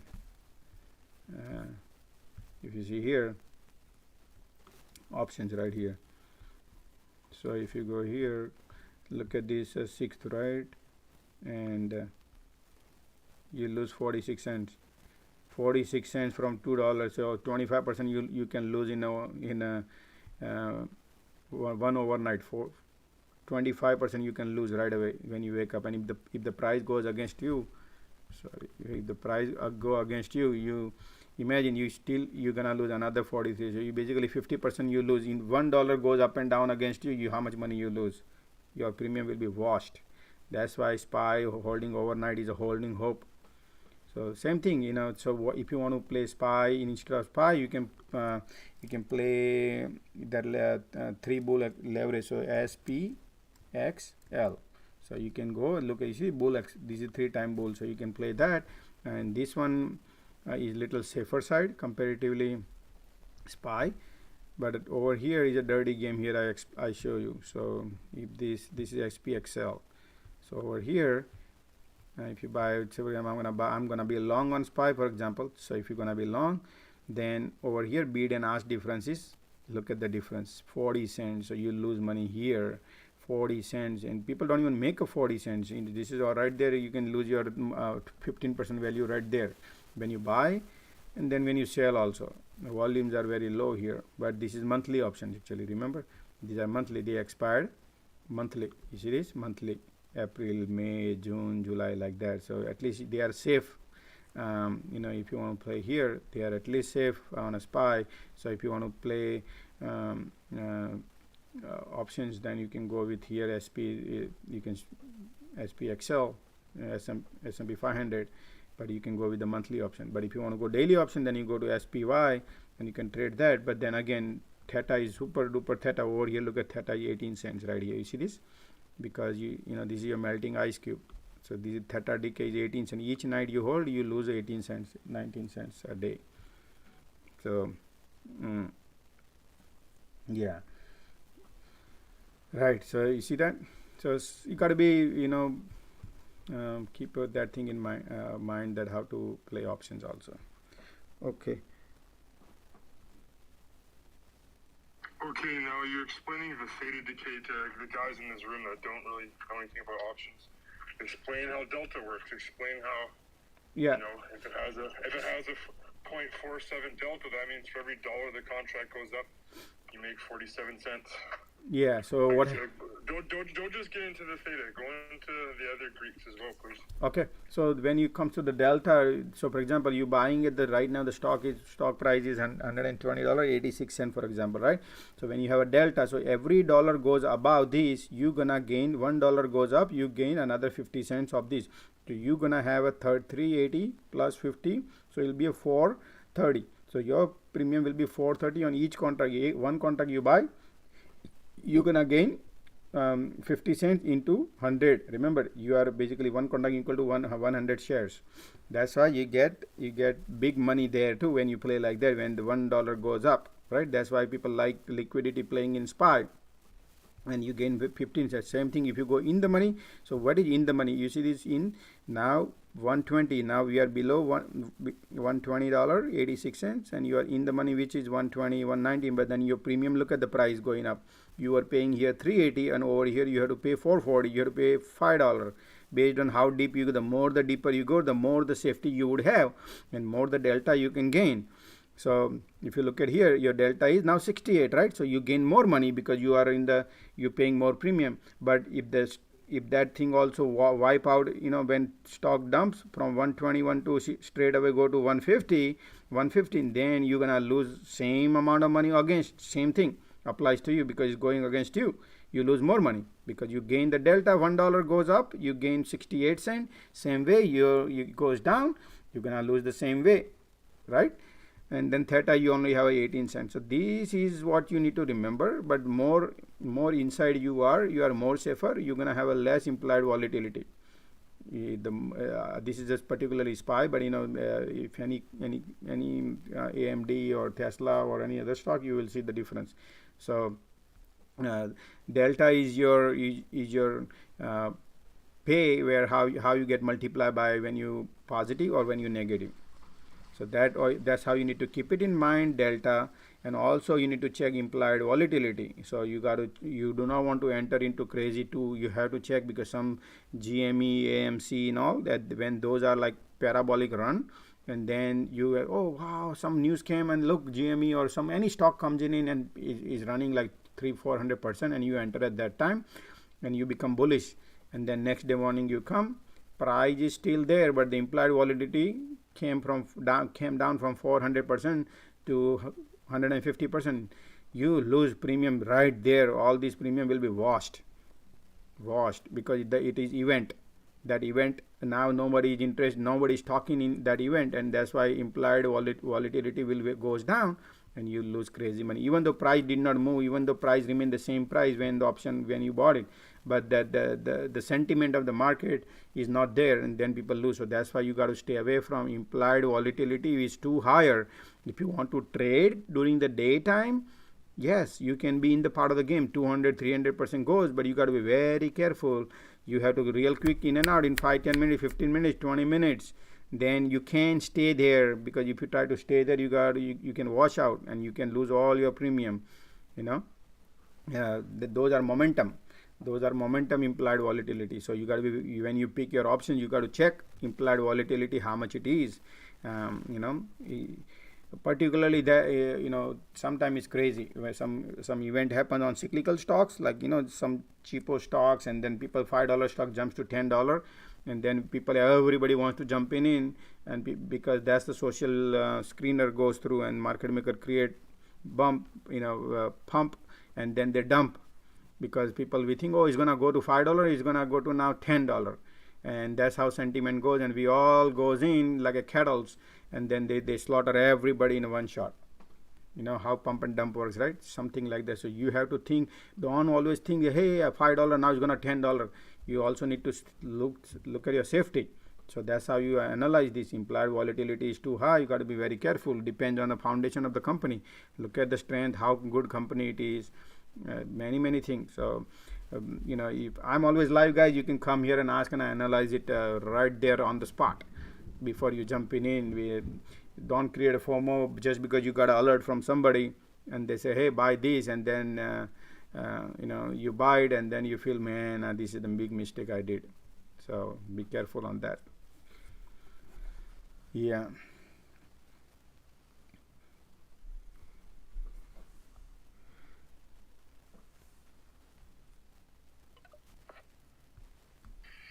Thanks, Josh. Another question, if you still have time, the time decay. Do you prefer to exit any play like a few days before expiry, or how does that work for you? Okay, good question. Actually, very very nice question. Because option, what I teach, this is what I teach everybody. Option is your leverage. Option is not the time expiry that I have a plenty of time, I'm gonna exit because I have a 100% profit or 50% profit. And believe me, man, I have gone through so many for people, and they're telling me that, hey, I had 100% profit and now I'm negative. Believe me, because they thought they have another 1 month left or 15 days left in their option, so they thought it's gonna go more, and they lost the money. So you got to be very very careful on that one too. So what happens is, particular cases, options is just the leverage. You are holding a melting ice cube. When you see the money, you take your money and run. The moment you become, say, hey, I'm gonna probably tomorrow is gonna go up, that tomorrow when you wake up, the carpet, they pull the rug and there might not be even floor. That's how things are basically in this market. So you do not want to wait for that's what I keep telling, that hey, look for your pocket, how much money you got in your pocket, rather than looking for thinking, oh, it's gonna go to higher now, it's gonna go higher, because of that only we all losing 85% people. We need to stop thinking where it's gonna go. If you see that money, most of the time you take that money. I'm trying to apply that thing that you got to take. You look at how I trade in Tilrays and many times. I try to take my money. I take my capital out, or take maybe 80% profit out or 50% profit out. At least I will not have a regret when you see that profit. If you think it's gonna go again further out, far, you start taking your capital out, take some profit out, so you don't feel, because this market, they can take your all the money. You while you sleeping, you will see your portfolio from positive to negative. And that's what I try to teach you, that hey, how you need to learn how to hold your money. Forget about making money.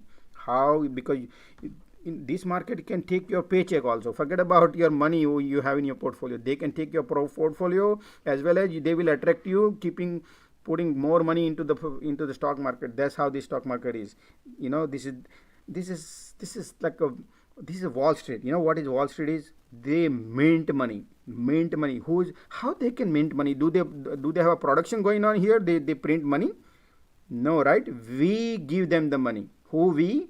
Retailers, all these investors, right? They have a FOMO and we have a fear or FOMO, both plays, and that's how we lose money. And somebody make money, somebody lose money. So now you hope you understand that part. When you create a FOMO, think you want to lose your money, what you're putting in.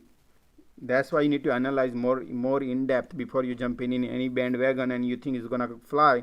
If you think your portfolio going green, good, you're doing good, then it's fine. But you the best judge. I mean, if you can, anybody has a question, more than welcome. Come here on the Space Live. I'm here and we analyze it and help each other. That's the strength we have. Thank you. No problem.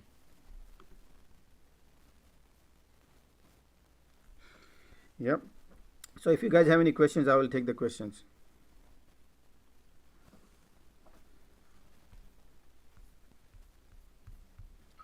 Okay, just like you wait in the morning 30 minutes before opening a trade usually. Now at the opening of a new quarter, is there any specific regimen or anything that you keep an eye out for to see what maybe can set the tone for the beginning of that quarter? So now particularly, look guys, okay, let me show you here, S&P 500, right? These are our main indicators. So we're gonna keep eyes on it here. So remember, this is, let me go to the daily chart right here. So let's go to daily chart right here. So this is right now, if you look at it, this is the bull trend. We are still intact. We did not break 200-day moving average. We are above 50-day moving average. We are above 200-day moving average, and we are right at the 100-day moving average, right? So that's why I call it, that's why system in there, everybody has a system, right? Most of the hedges, they have a system provided by the big guns, and though that system telling them, hey, we are still, market is bullish. The moment market change the wind, then we can be a bearish. But if you want to do intraday trade long, like people say, I want to go immediately short because too much run up. What if market takes a U-turn? Do you know? Market wind can change, right? So we need to give a little. Hey Josh, I'm just listening at the moment and popping in and out of the viewing. When you're referring to breaking below, are you referring to the 200-day? Yes, no. So what I would say is right now is because whole new quarter starting, new month, new quarter starting January, February, March, quarter end now. Now April starts. Same thing, new month also starts. So most of the trader, they took the profit, they short, and now they start buying because they bought it at 400, they shorted at 400, for example. There's a thousands of stocks they buy, right? They short. So they sell. They buy, and now their account is clear, right? They clear their account. Now we have the new quarter starts. So we are starting new quarter. So new fresh book they will start in these next 3 months. New quarter starting. Same thing, new month also starting. So we need to give a market maker, see how market maker react in the morning when the sector, we look at the sector, see how the sector start. We have to keep everything. Let them go first. And then we go behind, because you know market opens up, you think market gonna open immediately gonna go north, and you think it's gonna go north, and then market take U-turn. Look, I mean, I can show you here what happens, right? Market opens up and sometimes we think it's gonna go down, and then it goes a different direction. So we need to let the market create some sort of channel, downward channel, upward channels. That channel takes a time. If you want to hop in to trade real quick and you are a champion in that, then that's fine, you can go jump in, but you should be in and out scalping. When you do in and out scalping 1 minute, 5 minutes, then perfect time in the morning. But that's like a, you know, many people trade in the morning because they think that they can really be alert and they exactly can trade. Yes, I can do that, you too, and many people do that too. But problem is you are not. So I don't go and show in the morning. What I teach here is I have to keep everybody in mind that, hey, this is not a safe zone, because over here is like you are on a super fast raceway track. It can reverse like this and can go up and down, and then people lose money. That's why this track is very dangerous in the morning. Let market take some time to choose the path, and then you just enter 1 or 2 times. Look at this reversal. If you would have short here, perfect. You could have wait here. Look, what time is this now here?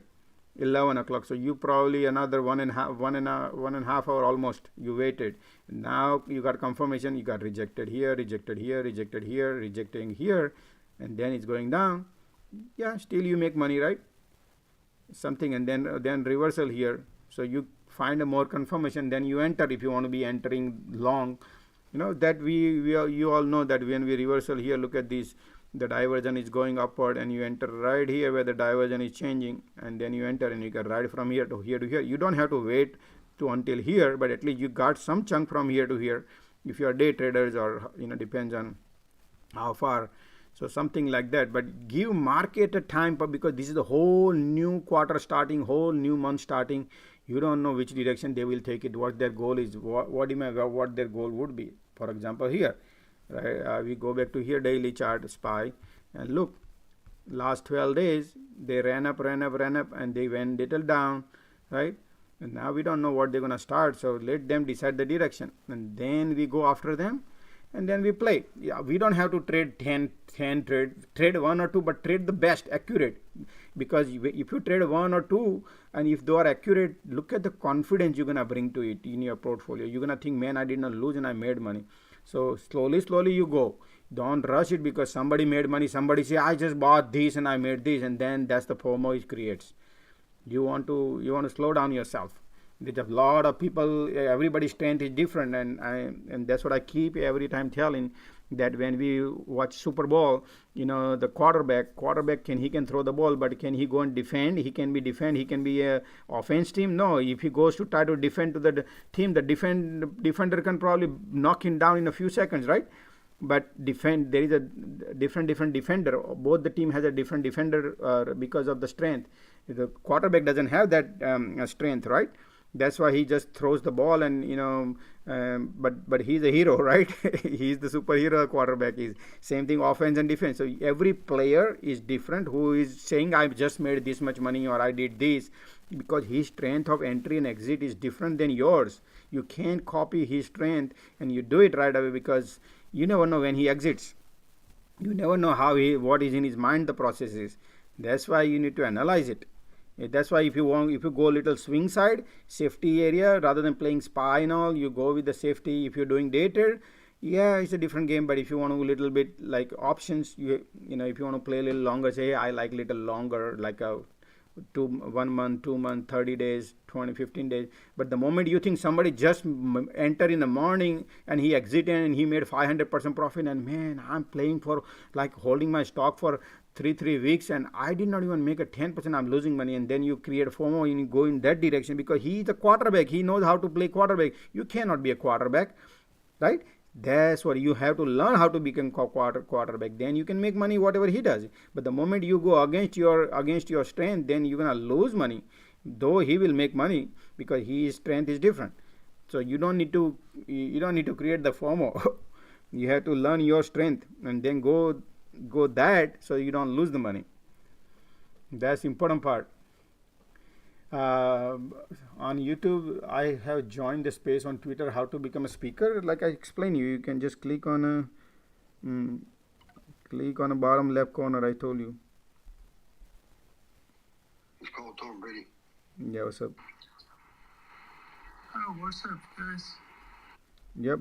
Good. What's up, man?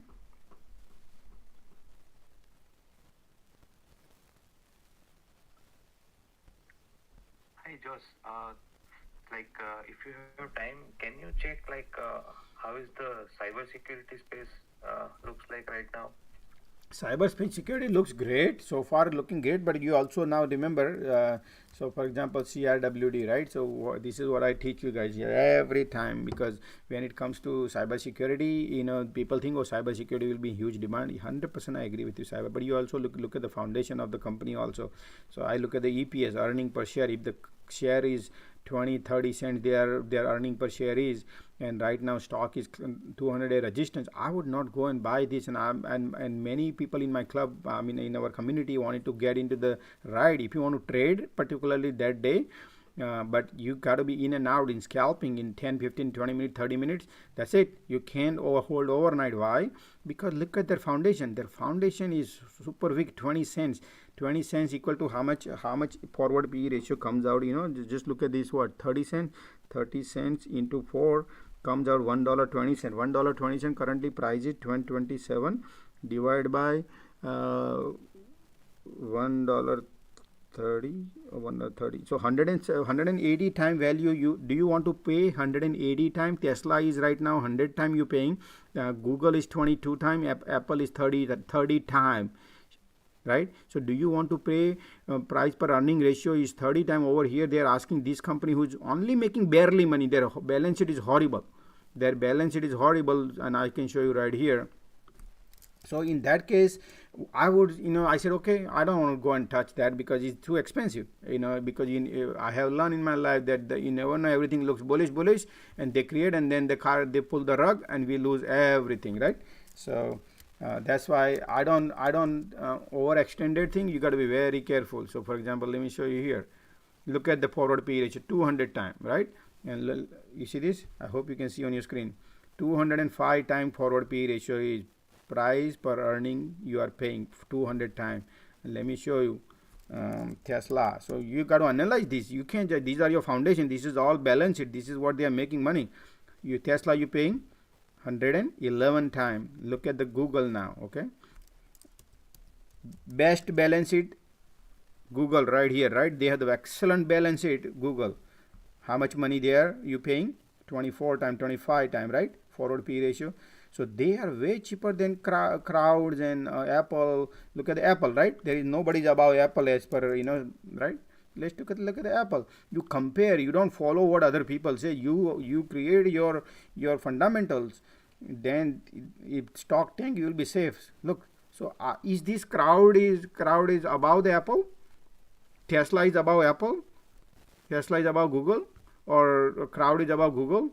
So cyber security would look. People will talk. Oh, because of Russia, this. Yes, I agree. But you have to come back here and check what happened. It ran up a lot. And that's why it's getting rejected here. So, and remember, same thing happened here also. Boom, boom, boom, going up, and then look what happened here. Right? This happened, right?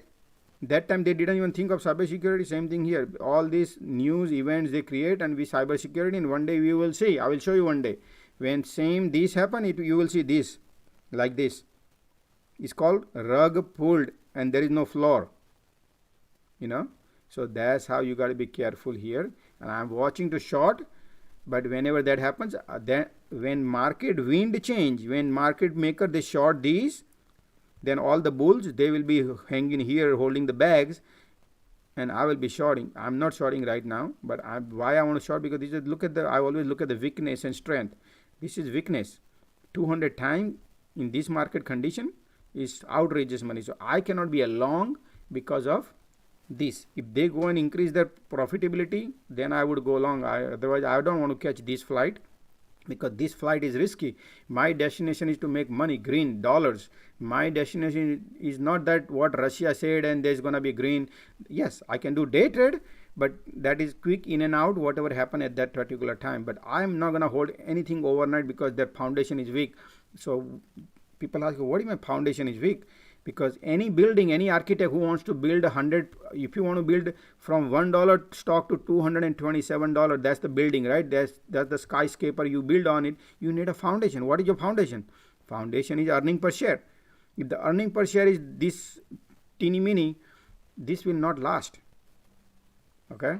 Yeah, Josh, is there any market breakdown in this month? I'm sorry, I couldn't understand. What did you say? I said, is this any breakdown in this month? You mean breakdown in this month on this crowd, or particularly any stock? Any in the stock market. Breakdown? You mean breakouts? Yep. Oh, breakouts. Oh, okay. So you can go to Finviz here. Look, I'll show you right here. And what you do is, if you're looking for a breakout, you come here, finviz.com, website name finviz.com, and there's a lot of breakouts, technicals. So over here, you see this? Can you speak loud? What's the website name? Finviz, F-I-N-V-I-Z, Finviz. It's on your computer too. If you see on YouTube, I am live right now, and right here you can see finviz.com, and you can right here. These are all different breakout setup. You can set up yourself. You can see at that time when the market start, you can have all the breakout, but breakout can be fake out also. So that be careful on those things also when you want to play like that. Right. Hey Josh, Yeah. I'm sorry I came in late. I apologize if you guys spoke of that already. Just wanted to ask you about Shopify. What do you think of the chart, and what do you think of the multiples it's trading at? Thank you. Okay, so my question to you again, whenever you guys ask any chart and say, Josh, look at, because there's a day traders and there's a swing traders and there's a long-term traders. So you have to help me out to understand. So based on that, I open the chart. Well, I guess the reason why I'm asking is because Shopify has 100% win rate in the month of April. And, I was looking at the 4-hour chart, and it's confusing to me. I can make a case that it can get rejected here and retest the recent lows. I can also make the case that, it can run to 740, and there's a couple gaps above and one gap below. And so just wanted to get your take. But do day trade point of view or for swing trade point of view? For the month of April, let's say... Only month of April? Yeah. Okay. So... And that's because it's always been strong in April. It has 100%, win rate in that month over the years. Okay. So April month, okay, let me go back here in April month here. So what happened April month here? February, April. Just the stock sometimes, it kind of reminds me of Tesla a little bit. It trades like it trades like crazy. Okay, so last April month, Shopify was horrible. Yeah, based on here, they were losing they go low in last April, 2021. Okay, but right here, let's look at this year now. So I do not like to, what I teach here is do not look at just the last year, April all time, that this happened or that happened. What I like to tell you, whenever you look at this price, 693, look at their foundation first of all, because you are going swing. So what I look at is the numbers. So I look at their earnings and then look at it, and I see that $1.36 earning per share is okay, and they are making 1.3 billion, 1.4 billion dollar revenue is. So, and then what is their forecast is, because when they forecast, that is very, very important. So let's click on here. I hope you can see on your screens, right? Then I can explain you, then you understand what I mean. So their EPS is $1.36, okay, and then forecast, they say I'm gonna lose 50% forecasting. So they are forecasting very, very low at this time. So that means company already says that we're gonna lose the money. So if I got to be a long, I would not go long on this, and that is the reason this stock did not run up like Nvidia. I mean, Apple. If you look at the Apple, for example, right? I'll show you. Let's not compare with the Apple, but you just tell me expensive stock. What I would be a AMD, right? AMD did run up. You did run up from here to here, which was quite good. Then also Tesla did run up, because people look at this. Tesla did run up like that too. So when market was tanking, and then it run up, but this did not. Same thing apply to Nvidia. So Nvidia also had a great run up from here to here, right? So when it comes to Shopify, did not run up much. If you look at here, even though 500 to this, but then it immediately got rejected here. So we are below 200-day moving average, we are below 100-day, and we are also below 50-day moving average. So we are above all the trend line below that. What does that mean? All the computer system, all the bar system, all the hedges, they have a computer. This stock is a bearish. They are everywhere. Any computer software you use, they say this stock don't buy because it's a bearish. It's getting rejected now. In the bull run, it got rejected. Now if the bear start, then this will be a perfect short. So why? Because look at this resistance got rejected. It could not get off. We try to break through. Last 1, 2, 3, 4, 5, 6, 7, 8, 9, 10, 12 days we tried to break through, and we push back down. What does that telling me is, hey, pressure is downward, not upward, because sellers are here. So if I analyze myself in terms of why they are pushing down, look at the foundation. So look at the foundation is, now they are saying their forecasting is lower. If they forecast 73 cents, so let's analyze right now 73 cents. So let's do 75 cents into future. We need to look at the future, not the past. So future, they think they're gonna be a $3 EPS earning per share for a year. So if it is 3, right now price is $693. 693 divided by $3 earning per share based on their forecasting. So you are paying 230. So 230 right here, Shopify. So you are paying on this one is at this price. You'll be paying right now, say 300 times based on their forecasting. So 300 value, 300 times. So this stock is 300, 2 times more expensive than the Tesla is. And if you compare with the Google, the stock, I don't even come up with the number, maybe 10 times. 10, I mean not 10 times, too many times is expensive right now compared to Google. Almost 10 times, because Google is 22. So 12 times expensive Shopify is compared to Google. So that's why this foundation is weak. When you want to trade long for particularly these options, you will be you'll be holding a melting ice cube every day, and they have a high theta decay.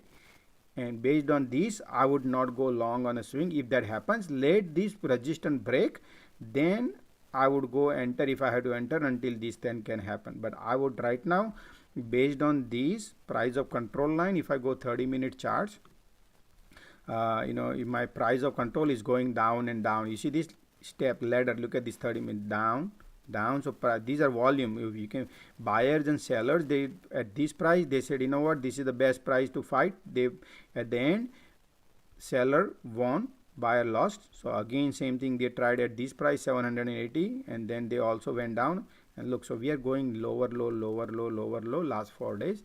So that's the reason. And it's not, trend is not looking great until unless if market moves.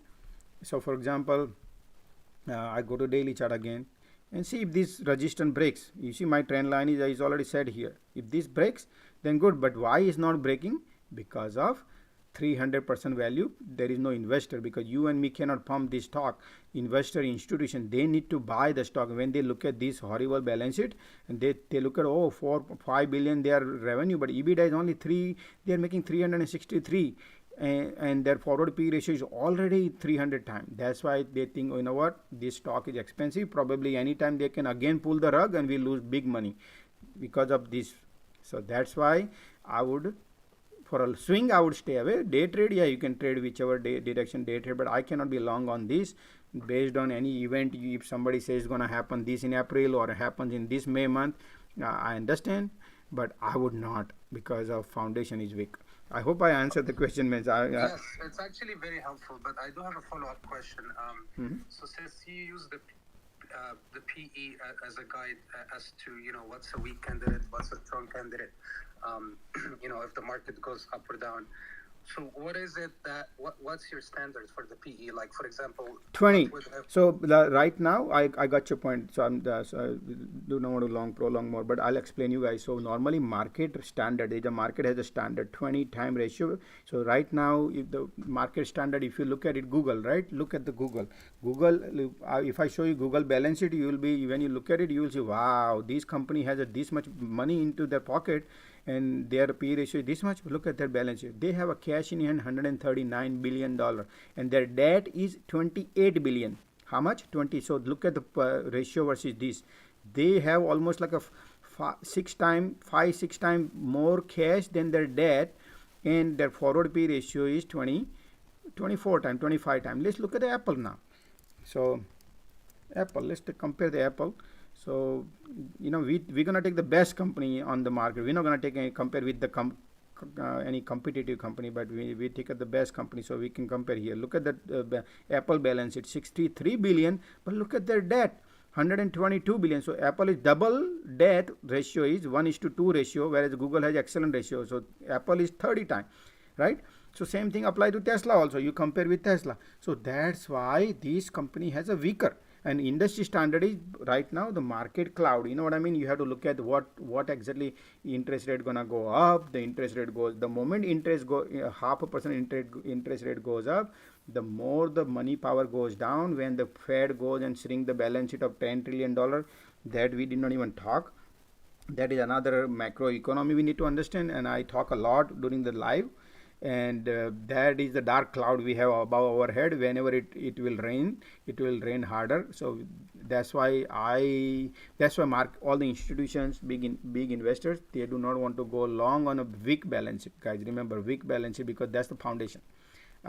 For a long term, you know, you want to buy a swing trade, you never know what can happen, right? Swing trade, look, swing, this is swing. Somebody say, hey, Shopify was $1,800, now it's $1,200 or $1,300. It's a hell of a deal, right? And look, hell of a deal.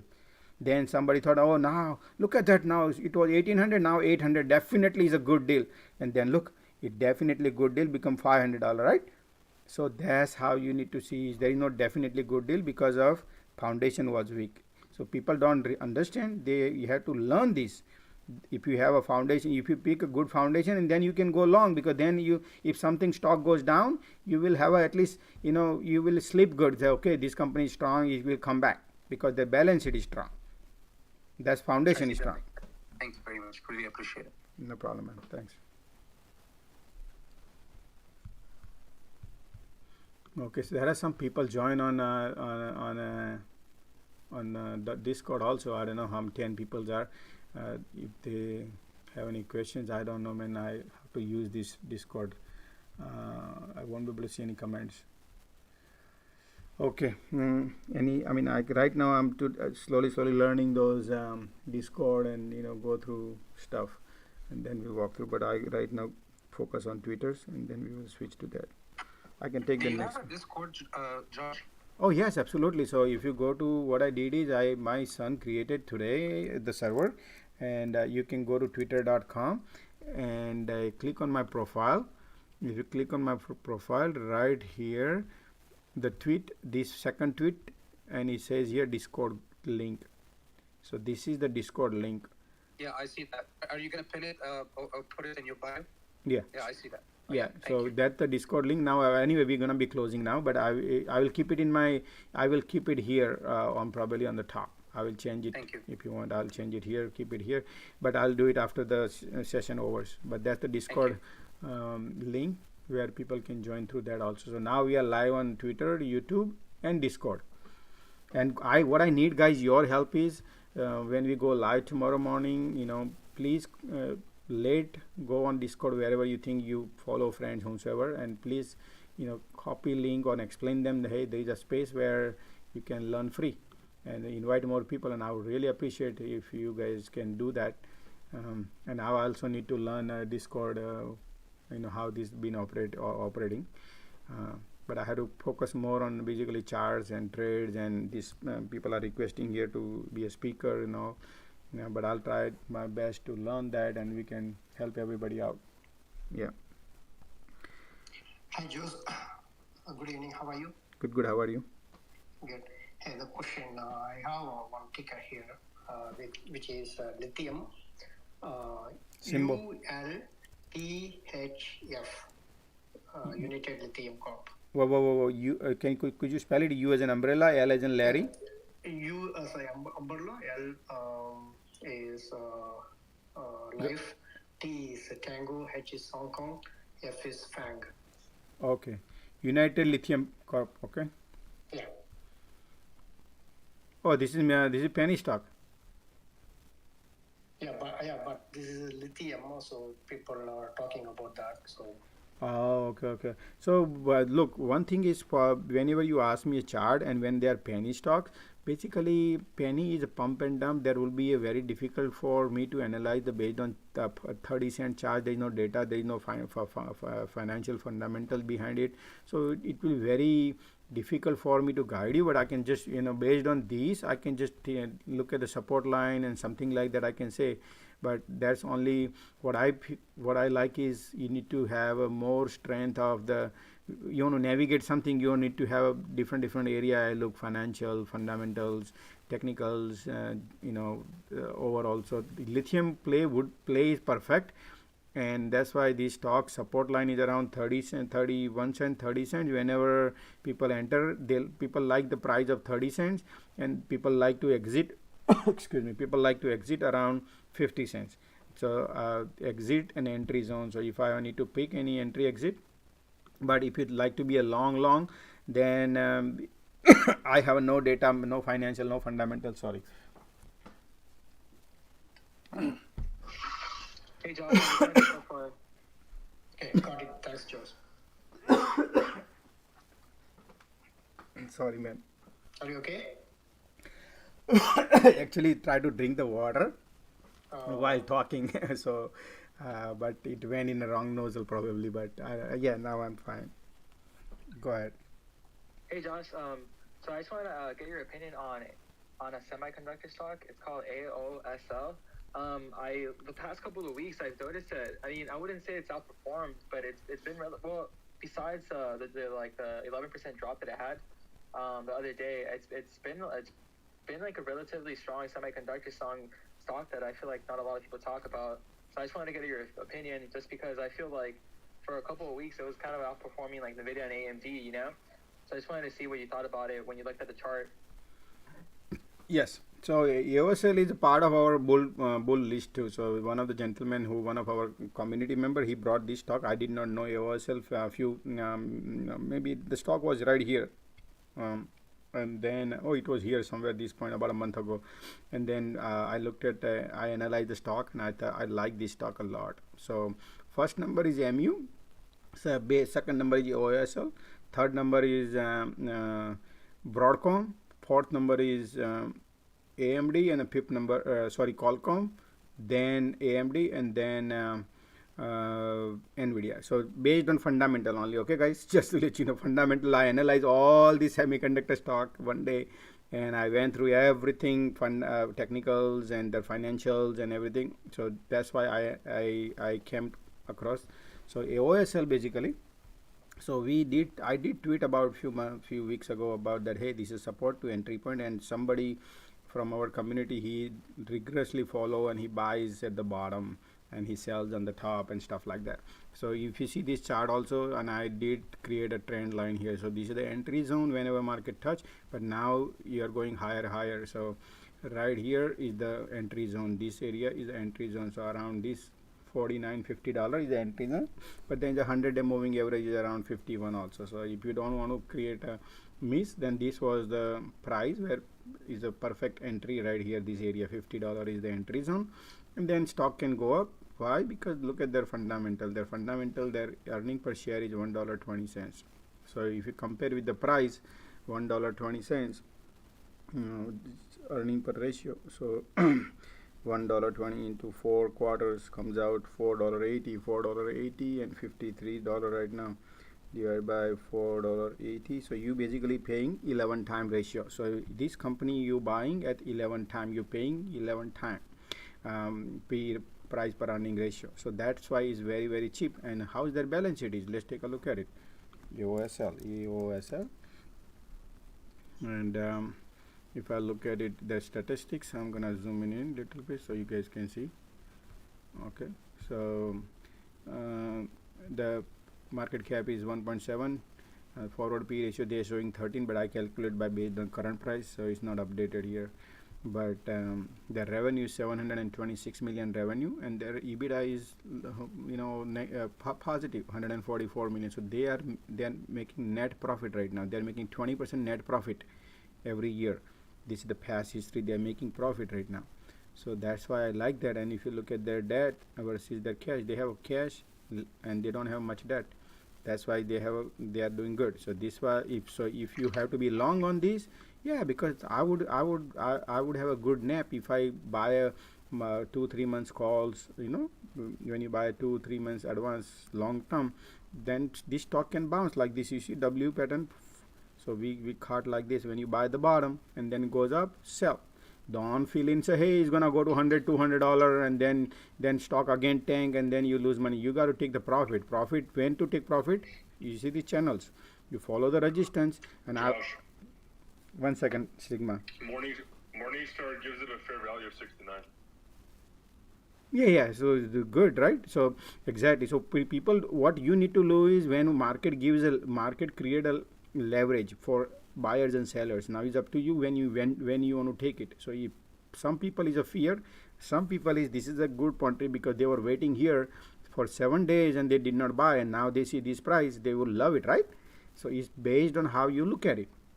So that's why I like this kind of their foundation is strong. So if you stick to your foundation, then you cannot go wrong. That's what I teach here. We create a bull list, bear list, and based on that we analyze every time people come here and say, hey Josh, take a look at this stock, and then I analyze it, and if I like it I say, hey dude, look, this foundation is strong.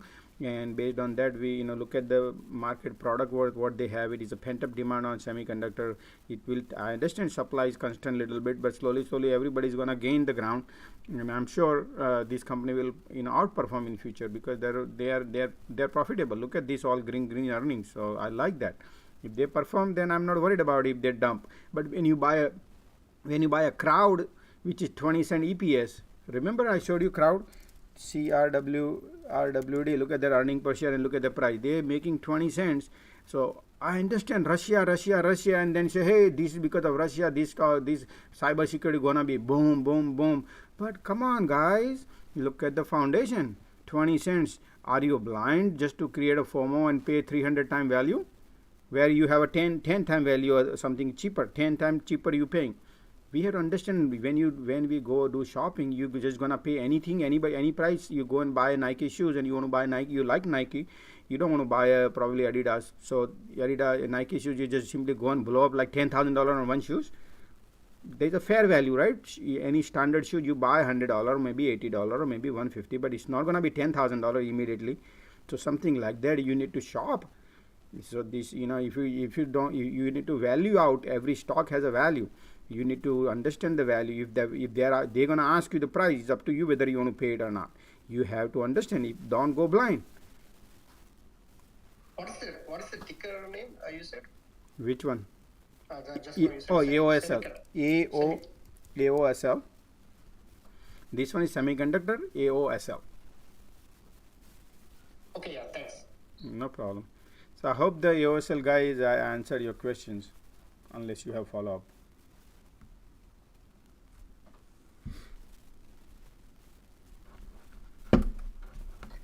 No, thanks also for the explanation. No problem, man. Yeah, I was also going to ask you, what do you think about MU? MU, same thing. So MU is also in our bull list too. So I like the MU also. So yeah. So MU, I can analyze it for you. Yeah, I was just because I wasn't really surprised when it sold off. Just because if you notice the theme of like, even though a company reports like great earnings, they typically sell off like, throughout the day, like the same day or the next day. So, so I was a little curious just because I mean, I was a little surprised that it sold out really like that quick, but yeah. So I just wanted to like get your thought on MU as well. Yeah, so if you can take a look at the MU right here, the chart is, and we tested the floor and we broke the floor and we broke the 200-day moving average because that earning was like a mind-blowing AAA earning and people were super bullish. So they want to wash out all the calls on earning because Friday was the expiry date, and they wash out all the bullishness because people were super bullish, everybody, and we broke the floor here. So that's how that's why what you need to do is when we create a FOMO, when thing is going here, we think, man, MU is flying high, and then we buy here, and then look, if you would have waited for 30 days, you get the entry, right? So market always create the liquidity in the market, and that liquidity you have to wait for it. Market always ask for your patience. But what we have is we don't have patience, we have FOMO, right? For fear of missing opportunity, because we always prefer to buy high. We only know when stock is flying high, everybody will talk in social media, and then people jump in a bandwagon, and then look what happens, right? And then they feel, oh man, I was washed out on MU because I bought it. So we need to learn how to shop. When you want to swing trade, there's a lot. Market always gives opportunity, guys. Only thing is you need to learn the patience. So anyway, I just want to tell you about that. So MU is definitely far better. Why? We can look at this number right now. $2.14 earning they reported today, right? So let's do the math right now. $2.14 reported, they coming out $8.56, and the price is 76 divided by 8.16. So you basically paying 9 time forward P ratio you paying on this 9 time. Where can you get a 9 time forward P ratio whose profitability? Let's talk about profitability. Let's look at the balance sheet, MU. So if you look here, what was the AOSL? 13 time, 11 time, something like that, right? 11 time I said, and this one is 9 time, right here. Forward P ratio is 9 time based on this. And what is their balance? What is their revenue? Is 31 billion, B as in boy, $1 billion. Their revenue is, and their EBITDA is 17. So they are minting money. How much money they are minting? They are minting 55% net profit. Net profit, guys. Net. Remember, all EBITDA. You minus all the expenditure, and they are making this much net profit yearly, guys. So look at this balance sheet. And if you compare with other crowd or whatever you bullish are, why would I go and risk myself? Because market can pull the rug and you lose money. But if they pull the rug here, there's a buyer, because they think, look at their balance sheet. They are minting money at this point. They have a product. They are making money, right? So it will show here also. Look at their cash. They have a 10 billion because they are making money here. That's why they have cash in hand, $10 billion cash in hand, and that versus their ratio is way low.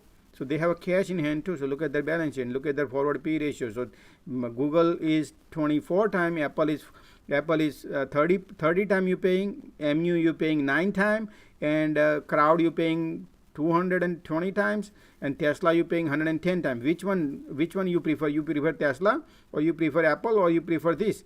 You have to analyze. You do not create celebrity in your mind that Apple is the best, Tesla is the best. You also need to look at, get out of it, how much you paying also, right? Bottom line is your destination. Your destination is to make a green dollar, right? Whether you catch a flight with Apple, you go in Apple flight, or you go in Tesla flight, or you go in a MU flight. Both will reach to the destination, and that destination is your foundation right here. You pick the good foundation, and you know different sectors, right? Apple is different sector, Tesla is different sector, this is different sector. So when you when you have portfolio and you have to diversify, then you can look different sector and you pick. Like I just told you, I went through semiconductor before with the live, went through all the stocks with analysis.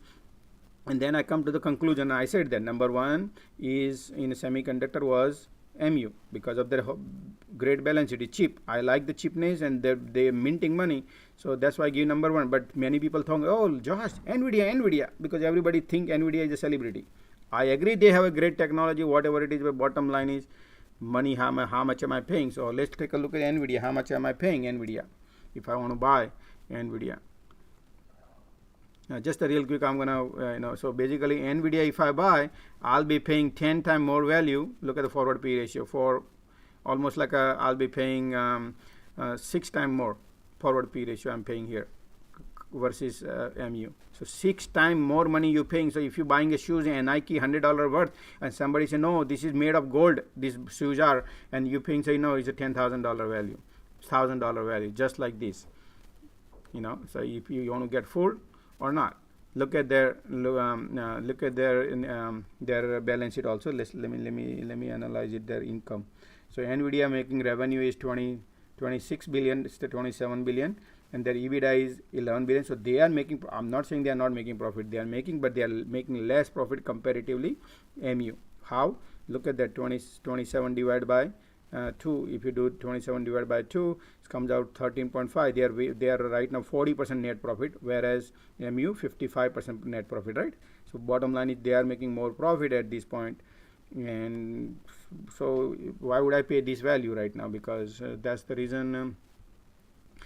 Depends how you want to diversify your portfolio and how you want to analyze it, how long, because NVIDIA can also be good. I'm not saying no, but price I'm paying is outrageous.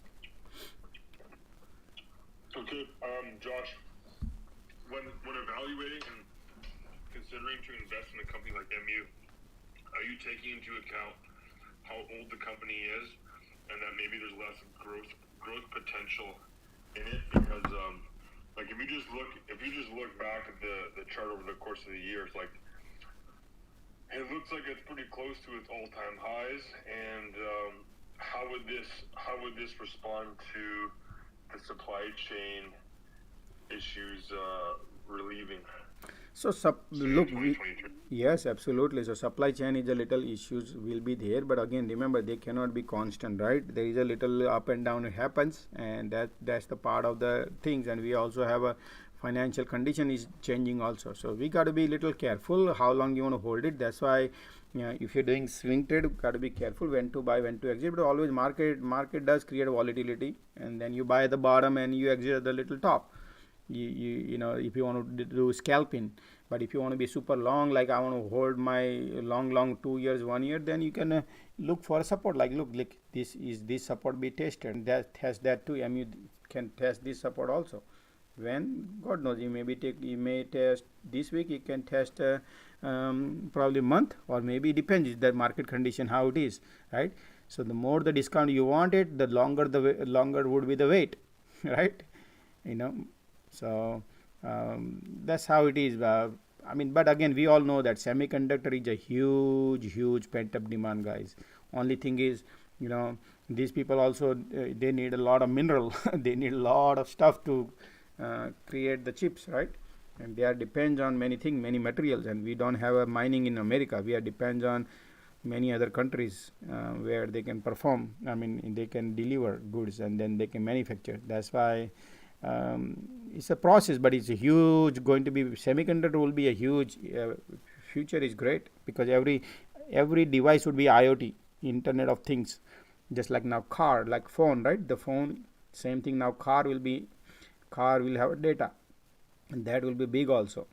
So there's a lot of display involved in it, a lot of interaction involved in the car would be now. Now you'll be talking to your car, say, hey Siri, take me this. Hey car, take me there. So you'll be basically car will be too. So you need a lot of chips, right? It's all automation.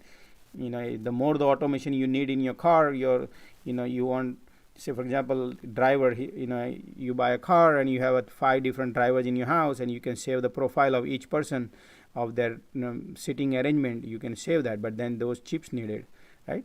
So just like that. So a lot of chips needed in nowadays in automation. Remember, it's a huge world. And it will be huge demand long run. So slowly everybody will benefit. Is once this supply constraint we have will be over on material side. Material is the huge demand.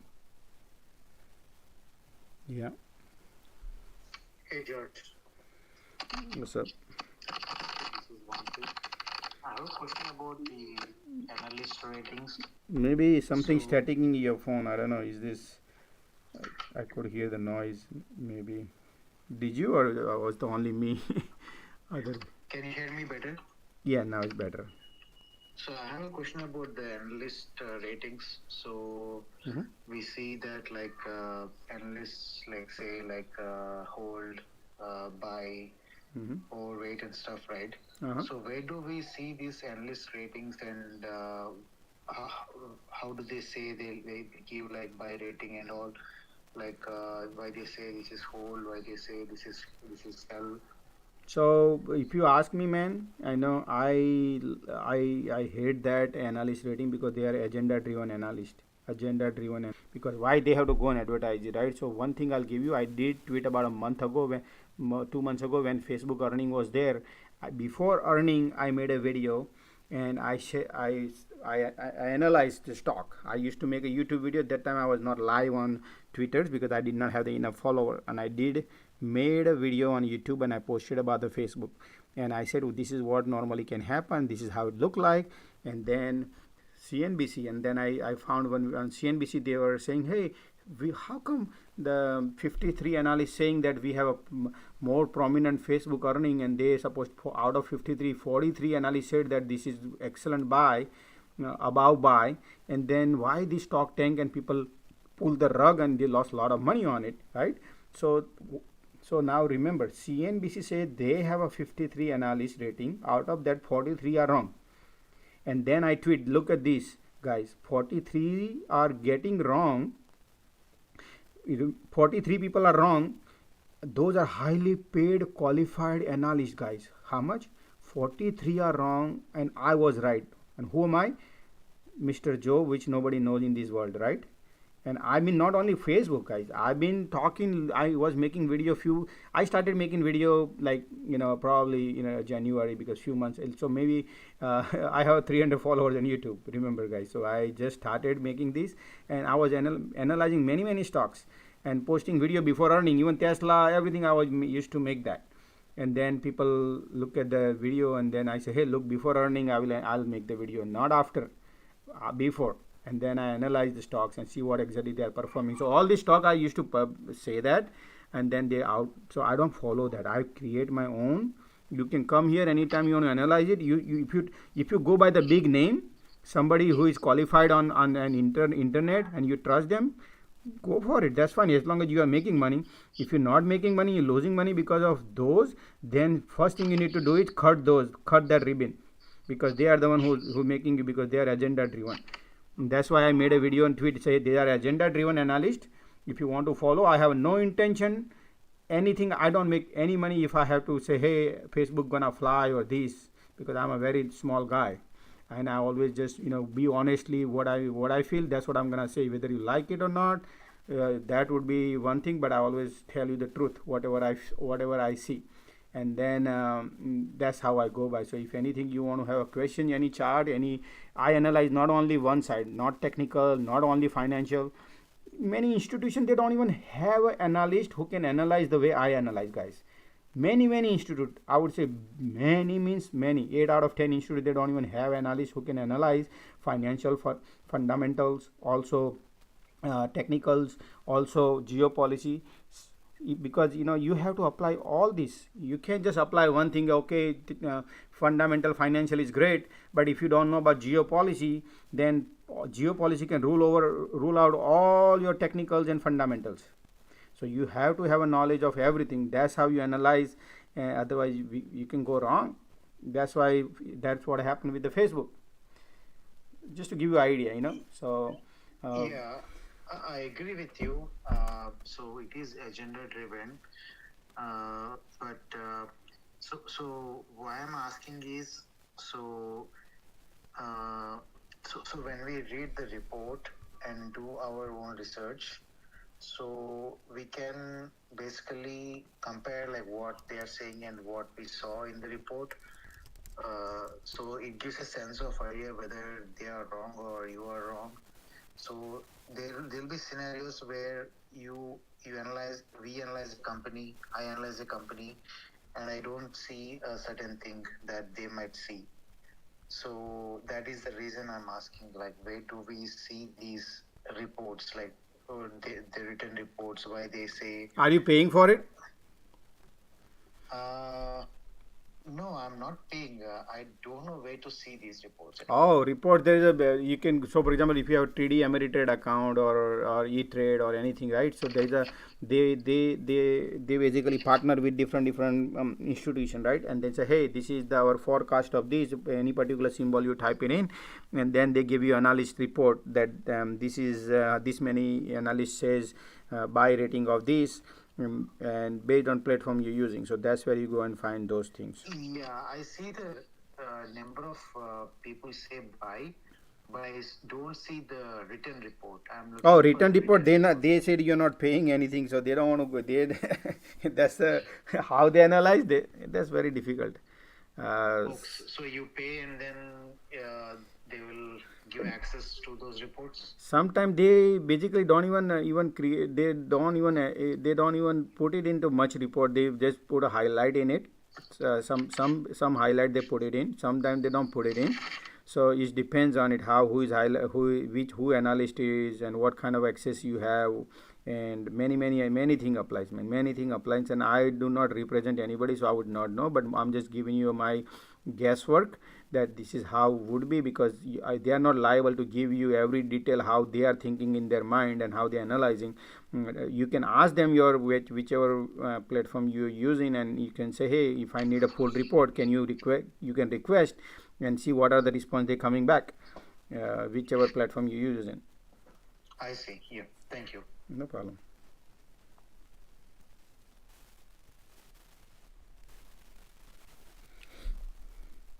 I can take a next question if anybody has. Hey Josh, what's up? Hey Sigma. Hey, what's up there?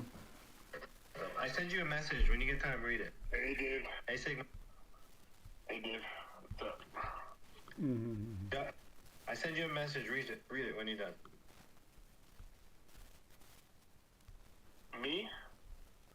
Yeah, Josh. Oh, okay. Somebody sent you the email on. No, just read it. Just read it. Don't read it out.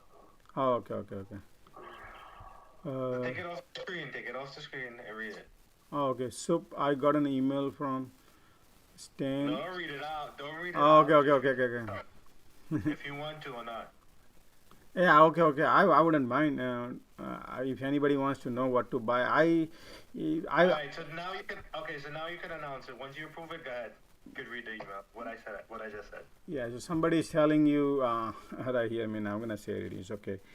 People think that got an email from who is this guy Stan? What to buy and sell? Do you want to go over it? Sigma, you know about Stan Weinstein? Yeah, it sounds from Stan. Why is that sound from? Yeah, What about him? Was he in the live space or something? He's an investment guy, right? So yeah. Well, you know he's one of the best traders, right? He wrote a book. If you read about him, he's a legend. Yeah. Okay. So on that, I was on that, and he send him an email, and he'll send us a list to buy and sell. Mm-hmm. So that's what I just sent Josh. So I'm gonna give. What you guys want to go for, the buy or the sell first? Let's go buy. All right. Hold on. Is this buy and hold for like 2022 he's talking, or 2023 to 2023? Well, he said this is buy or sell. So it came. The date is for today, right? He said buy. So I'm guessing this is for long term, but we're gonna let Josh look at the charts and see if it makes sense. Okay. Mm-hmm. All right. The first one I'm gonna give you is AGRO. Oh, agro. Oh, it's a bank, AGRO? It's a packaged food and meat. Packaged food, okay, right here, US. Okay. Agro, so everybody need a food, yeah, so he is right in this kind of scenario at this point, but he's ran up a lot, so we need to, but there's no financial here, there's no numbers here, so it's very difficult right now to telling just small company, but yeah, based on agro, right now everybody needs food, man, that's why this is parabolic move from $8 to $13. Argo, yeah. ARGO. Yeah. It has a fair value on Morningstar at 62.69. So 50% upside based on Morningstar's fair value. But depends on what price it was at that time when they created the report. From 40. No, that report. The report is dated for today. Yeah, April okay. 3rd. Yeah, they are right. Actually, they are right. So right now, if you look at it, guys, okay, I found that there are some data here. So let's take a look at right now. This is an excellent buy, and I'll tell you right now why. Based on the financial, okay, so their revenue is $1.1 billion yearly revenue is, and their EBITDA is 4. So basically, their net profit is almost 40% net profit on their product is right now. So they are maintaining money right now, 40%. So that's why, and forward P ratio is 8 times based on the current value. So I think it's yeah, they are right. It's a good buy. And chart, if I look at the chart is already breaking out. Okay, so if you were going to enter something like this, would you just go in some leaps? No, some leaps. No, I don't believe in leaps, because when 20% stock, my option goes up, I sell the profit, I take the profit and run. Why would I pay? Why would I buy a snail? Look, guys, let me explain you what is leap does. Okay, leap is. Wait. I have a couple more. Okay, so this is good one. Okay, this is good. All right, so I'm gonna give you. Tell me if it's good or not, okay? And I'm gonna look for. Okay, so the next one is ADMA. So the biotechnology company. ADMA, yeah, it's $1.90. Yeah, it's a nice reversal, but bio, they will not have a balance sheet good, man. So if they have any inner, right now bio is bouncing, so you need to analyze the product. I would not know product. Bio would have a. This is. Skip that one. Check Yeah, skip this. Huh? AEM. Next one. AEM. $63. Oh, this is minor. This is the good one actually. It's in our list also. We already have it broke out, and look at we said that this is a perfect breakout around 57, now $63, and it still try to break out. They are so value wise, I can tell you right now, they are what gold mine this Angico Eagle. Yeah, AEM is gold. Okay, AEM is gold. Okay, so then this is 47, 49. So based on the revenue, hold on, let me go to balance sheet. AEM.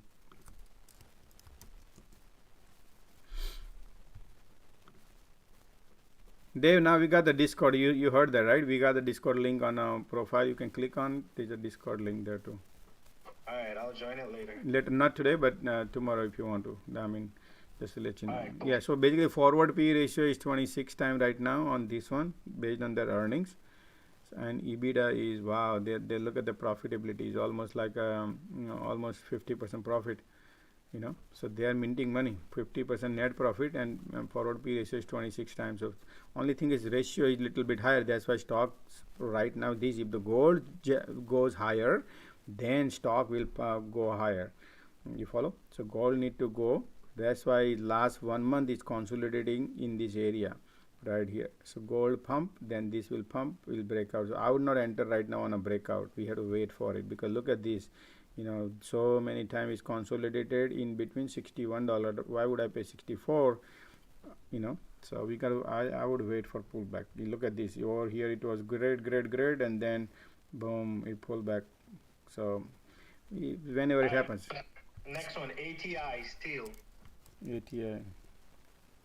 Yeah, this is good. ATI Technology Incorporated. Okay, so they are $27. It's been consolidating in here. The chart looking great. 25 cents. Okay, 25 cents. Fair value of $35. Yeah, hold on. ATI.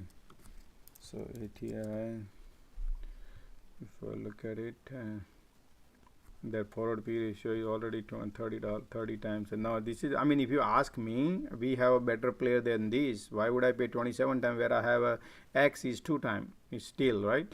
So both are still, and profitability, this one has less than that. So I would stay away from this. I have a better play. So what I normally do is we analyze in any sector, you analyze it, and this one is expensive than any other competitor. So I would stay away from this. But you said this is steel, right? Yeah, steel. Yeah. So why would I'll give you now on the sell side, okay? I'm gonna give you a ticker. Let's see if this makes sense on the sell side. What he said. For the sell side, the first one is HTLD. Oh, Heartland Express. Yeah. Heartland Express. They give a dividend, so. No. HTLD is a trucking company. It's trucking. Heartland Express.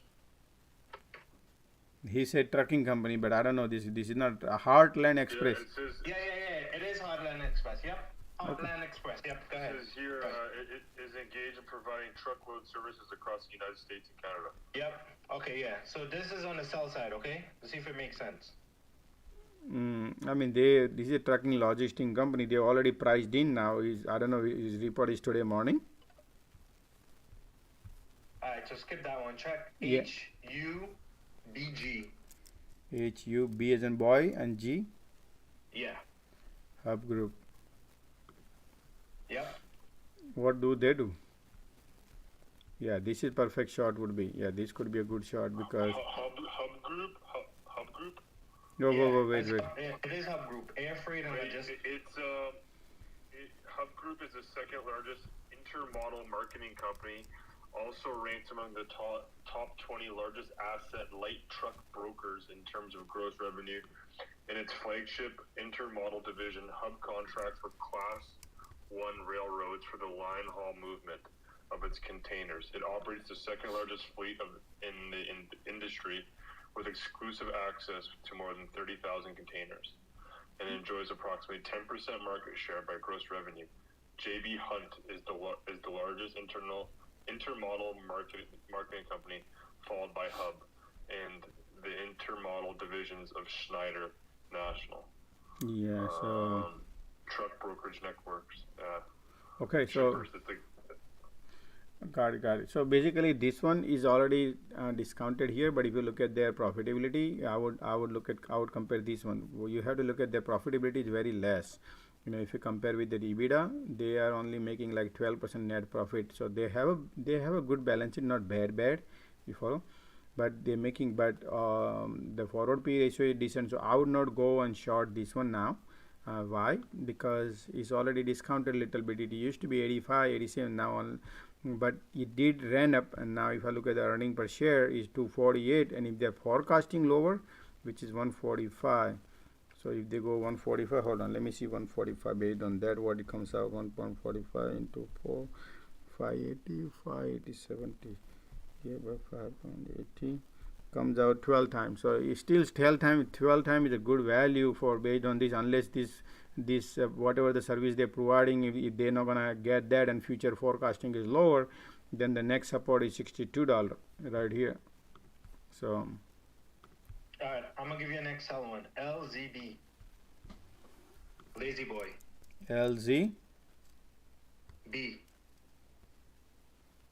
That's it. LG Z and zebra. LZ. Got it. LZ. Got it. Lazy boy.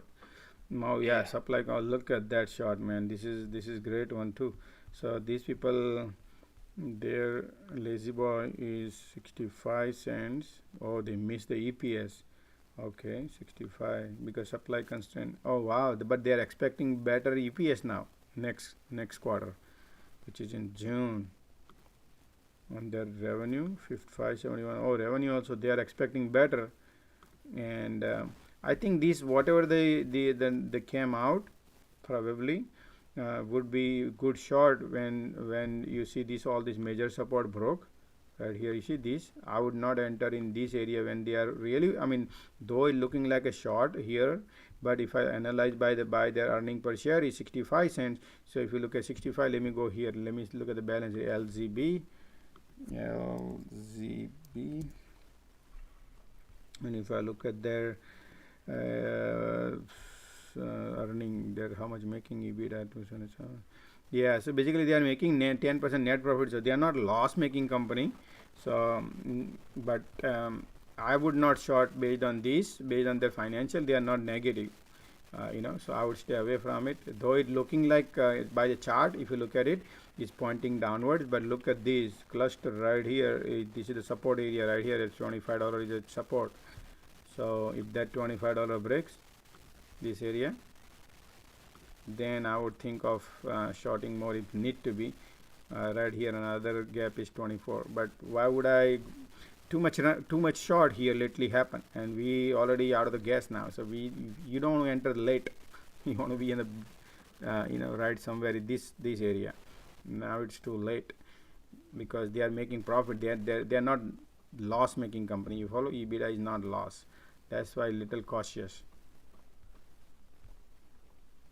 Yeah. Hey Josh, could you review NVIDIA? NVIDIA, sure.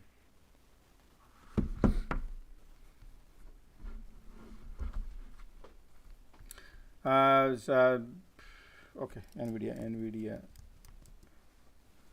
So NVIDIA, let me look at the chart first. We're gonna look at the technicals, and I think I did tweet about this.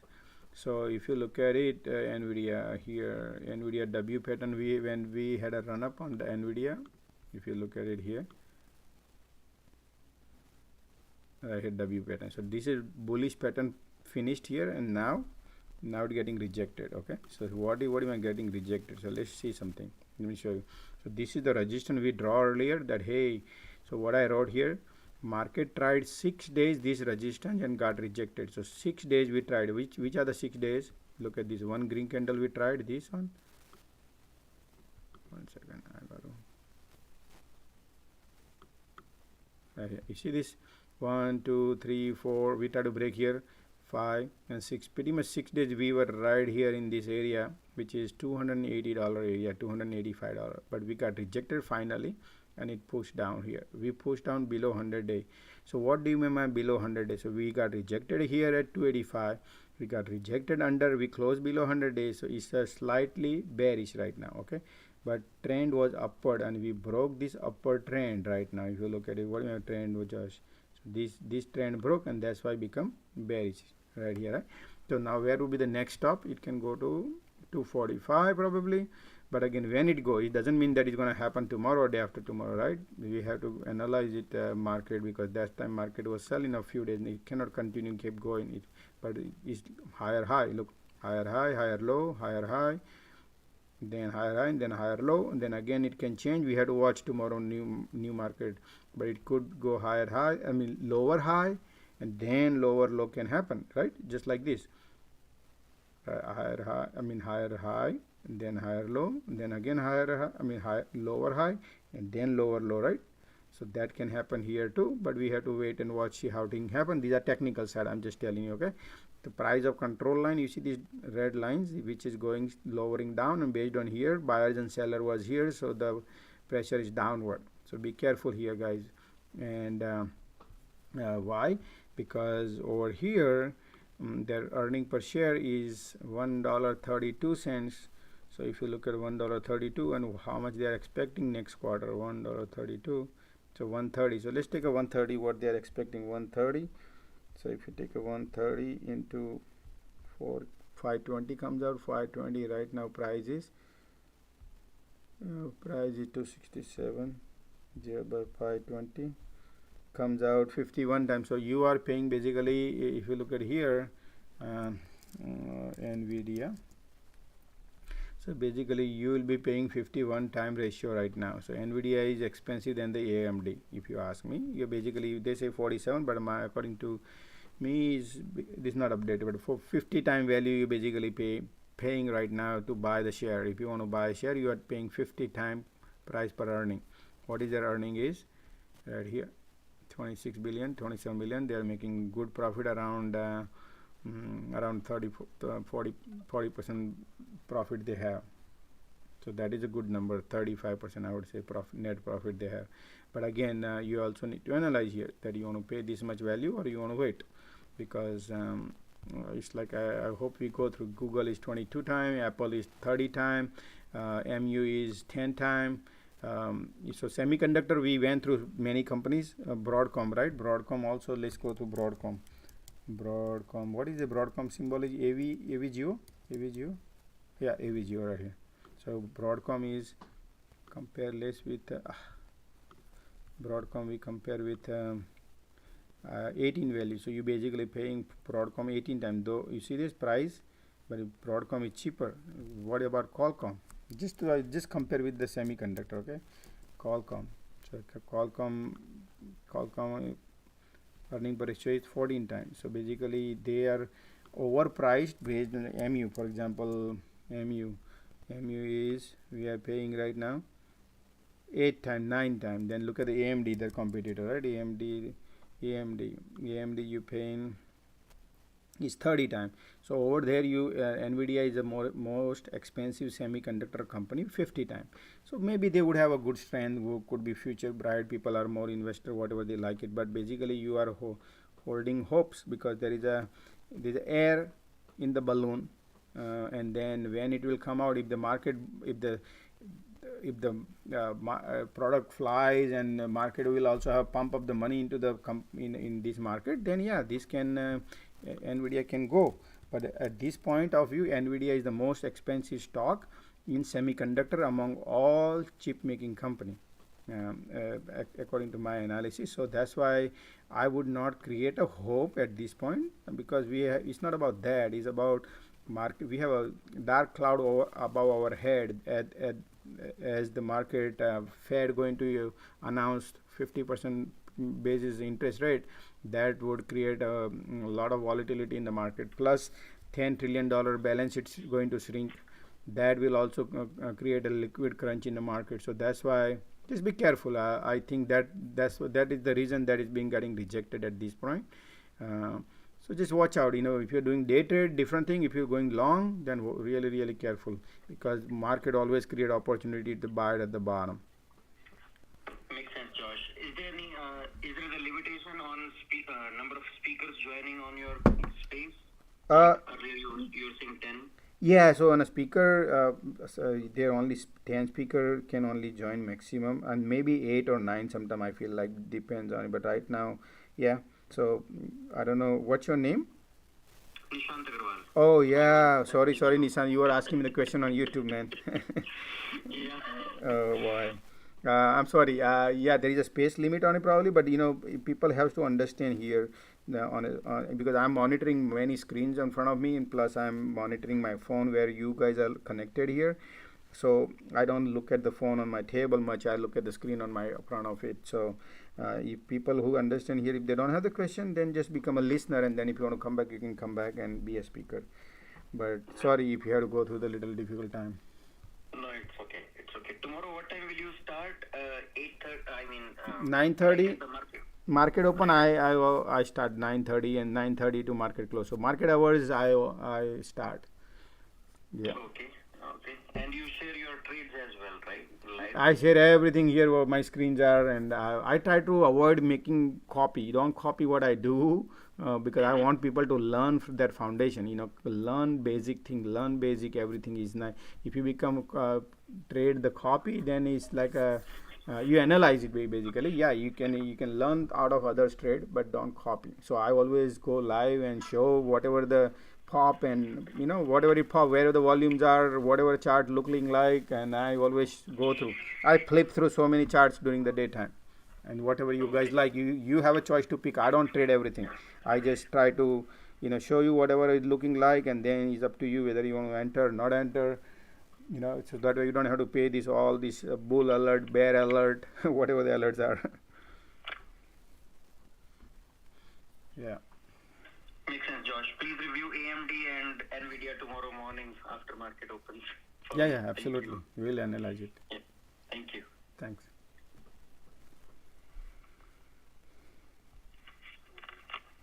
Okay. So, what is the future looking like right now? It's right there. Let me see. Future is not even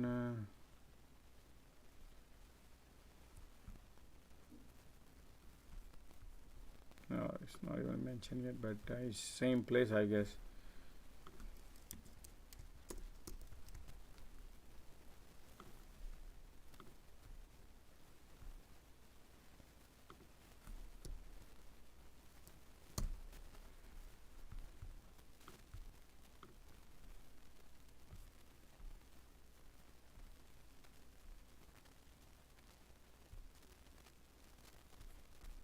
Yeah, we are right there where we were. We're not much down, up and down. So we'll see. Hey Josh, you said the link to your Discord is on your Twitter account? Yeah, so let me show you which one it is you got to go through. So I'll show you right here. So the Discord link, guys, you copy that because that's the best smooth one. You click on my profile, and then you see this video live. This is on top. There's a little link is Discord right here.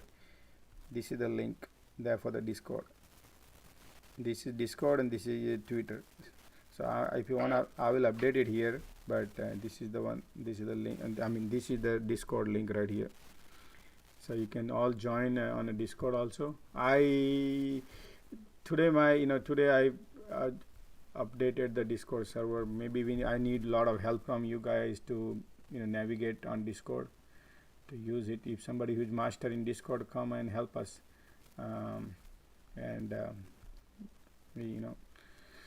We needed help to reach to the bigger audience on Discord also. So we needed your help. Somebody on a YouTube asking me, sorry guys, let me go through. I have joined space. Okay. Psychic trade, Josh, SMH chart analysis. Which one? SMH. Hold on, let me see. SMH 264 semiconductor SMH. Oh, okay. They're looking great right now. SMH. Oh, no, this is 1 minute. Sorry, hold on. Let me see daily. Nope. SMH has been rejected below 200-day moving average. And right now just be careful on this one because it's not looking great unless it reverses and go back about 200 day, which is $275. Then we have sloping resistance we need to cross. So we are in a danger zone right now. This particular ETF I think is semiconductor, SMH is. So just give a little time on this one, guys. This market is taking little direction choose. So yeah, we have resistance right here. You see this rejected. So 283 is a rejection. So we need to go about 200 day, and we have like this. There's a lot of resistance this area. So I would I don't know what your positions are, long, short, how long, what not. But if you give me a time horizon, a psychic trader, you ask me about it. So this time horizon is important. If you help me, then I can guide you more. Same thing, AOSL is a buy at $41 or $50. AOSL, yeah, AOSL is right here. This support line is here, this area, and then it looking great from here. Bounce every time it bounce, it can here. This is the support area. So support area is right here around $50, $49-$50. Oh, Randy Swag subscribe. Thank you, Randy, for subscribing to the channel, and I appreciate. So everybody, guys, always whomsoever is here, please also help to retweet. Look how many people come and go. They always retweet 3, then over here 9 retweets. You guys, you need to help me out also, so we can reach to the bigger audience. Now we are about to close, but if whenever you are here, at least help to retweet and link to the different friends, family, share everywhere wherever you can. And that would be a great help, guys. Okay, so before we wind up, anybody has a questions? It's 10 o'clock, right? 9:48. One question, Josh. Do we need implied volatility low or high to go long on a stock? Depends on what your time. Always, whenever you talk to me, always, guys, discuss with me time horizon. You're planning, like day trading, or you want to do swing trading, like a 5 days, 10 days, 1 month, 2 months, or year. Like a 6-8 months, something like. You give me a time horizon, then I would analyze it better, because everything parameter applies differently when you give me a time horizon. So, if you could tell me, what's your time horizon? Day trade. Yeah, so when it is a high volatility, high numbers are, depends on what area you entering, but higher is not too high, is not too good also, then you can wash out also. But if you want to do day trade 10, 15, 20 minutes, 30 minutes, and about an hour, within hour in and out, then you need a high implied volatility, but around 100 range. 100 range, that depends on what kind of stock it is. But if it is a mega cap, you're not gonna have 100 implied volatility, because those are mega cap. But you need to see the volumes, how many open interests are. So normal stock, regular stocks, if you have a 80, that is the standard, industry standard. If you get 80, that's a good one. Then you can trade with like that. So you can in and out also good. Higher is better, but not too high. Then too high can go immediately within 2 minutes, 1 minute. It can volatility can go down, and then still price doesn't go down stock, but implied volatility goes down. Then you're gonna lose your premium. So you gotta watchful. So yeah, if higher 100, 150 is good when you play at that time intraday. Particularly you are scalping. Yeah, if you're not scalping mega cap, you're not gonna have that implied volatility. Remember, guys. So that's why you have to depend on which stock you're playing. Some of the penny. I was asking for AMD. Yeah, AMD. So AMD implied volatility would be there. Then you're fine. So AMD right here. Their options is right here, and let me see. Oh. It was falling from last 3 days and it is close to 100 now. You want to short or you want to buy a call, bull or bear? Long. No, I want to just buy stocks, not options. Oh, okay. So then you don't need to worry about the implied volatility, man. Yeah, they have 62%. So I mean, it's a good buy in terms of volatility. But implied volatility will has nothing to do with the buy immediately, because that can be temporary. You're gonna buy and sell on the same day, right? Yes.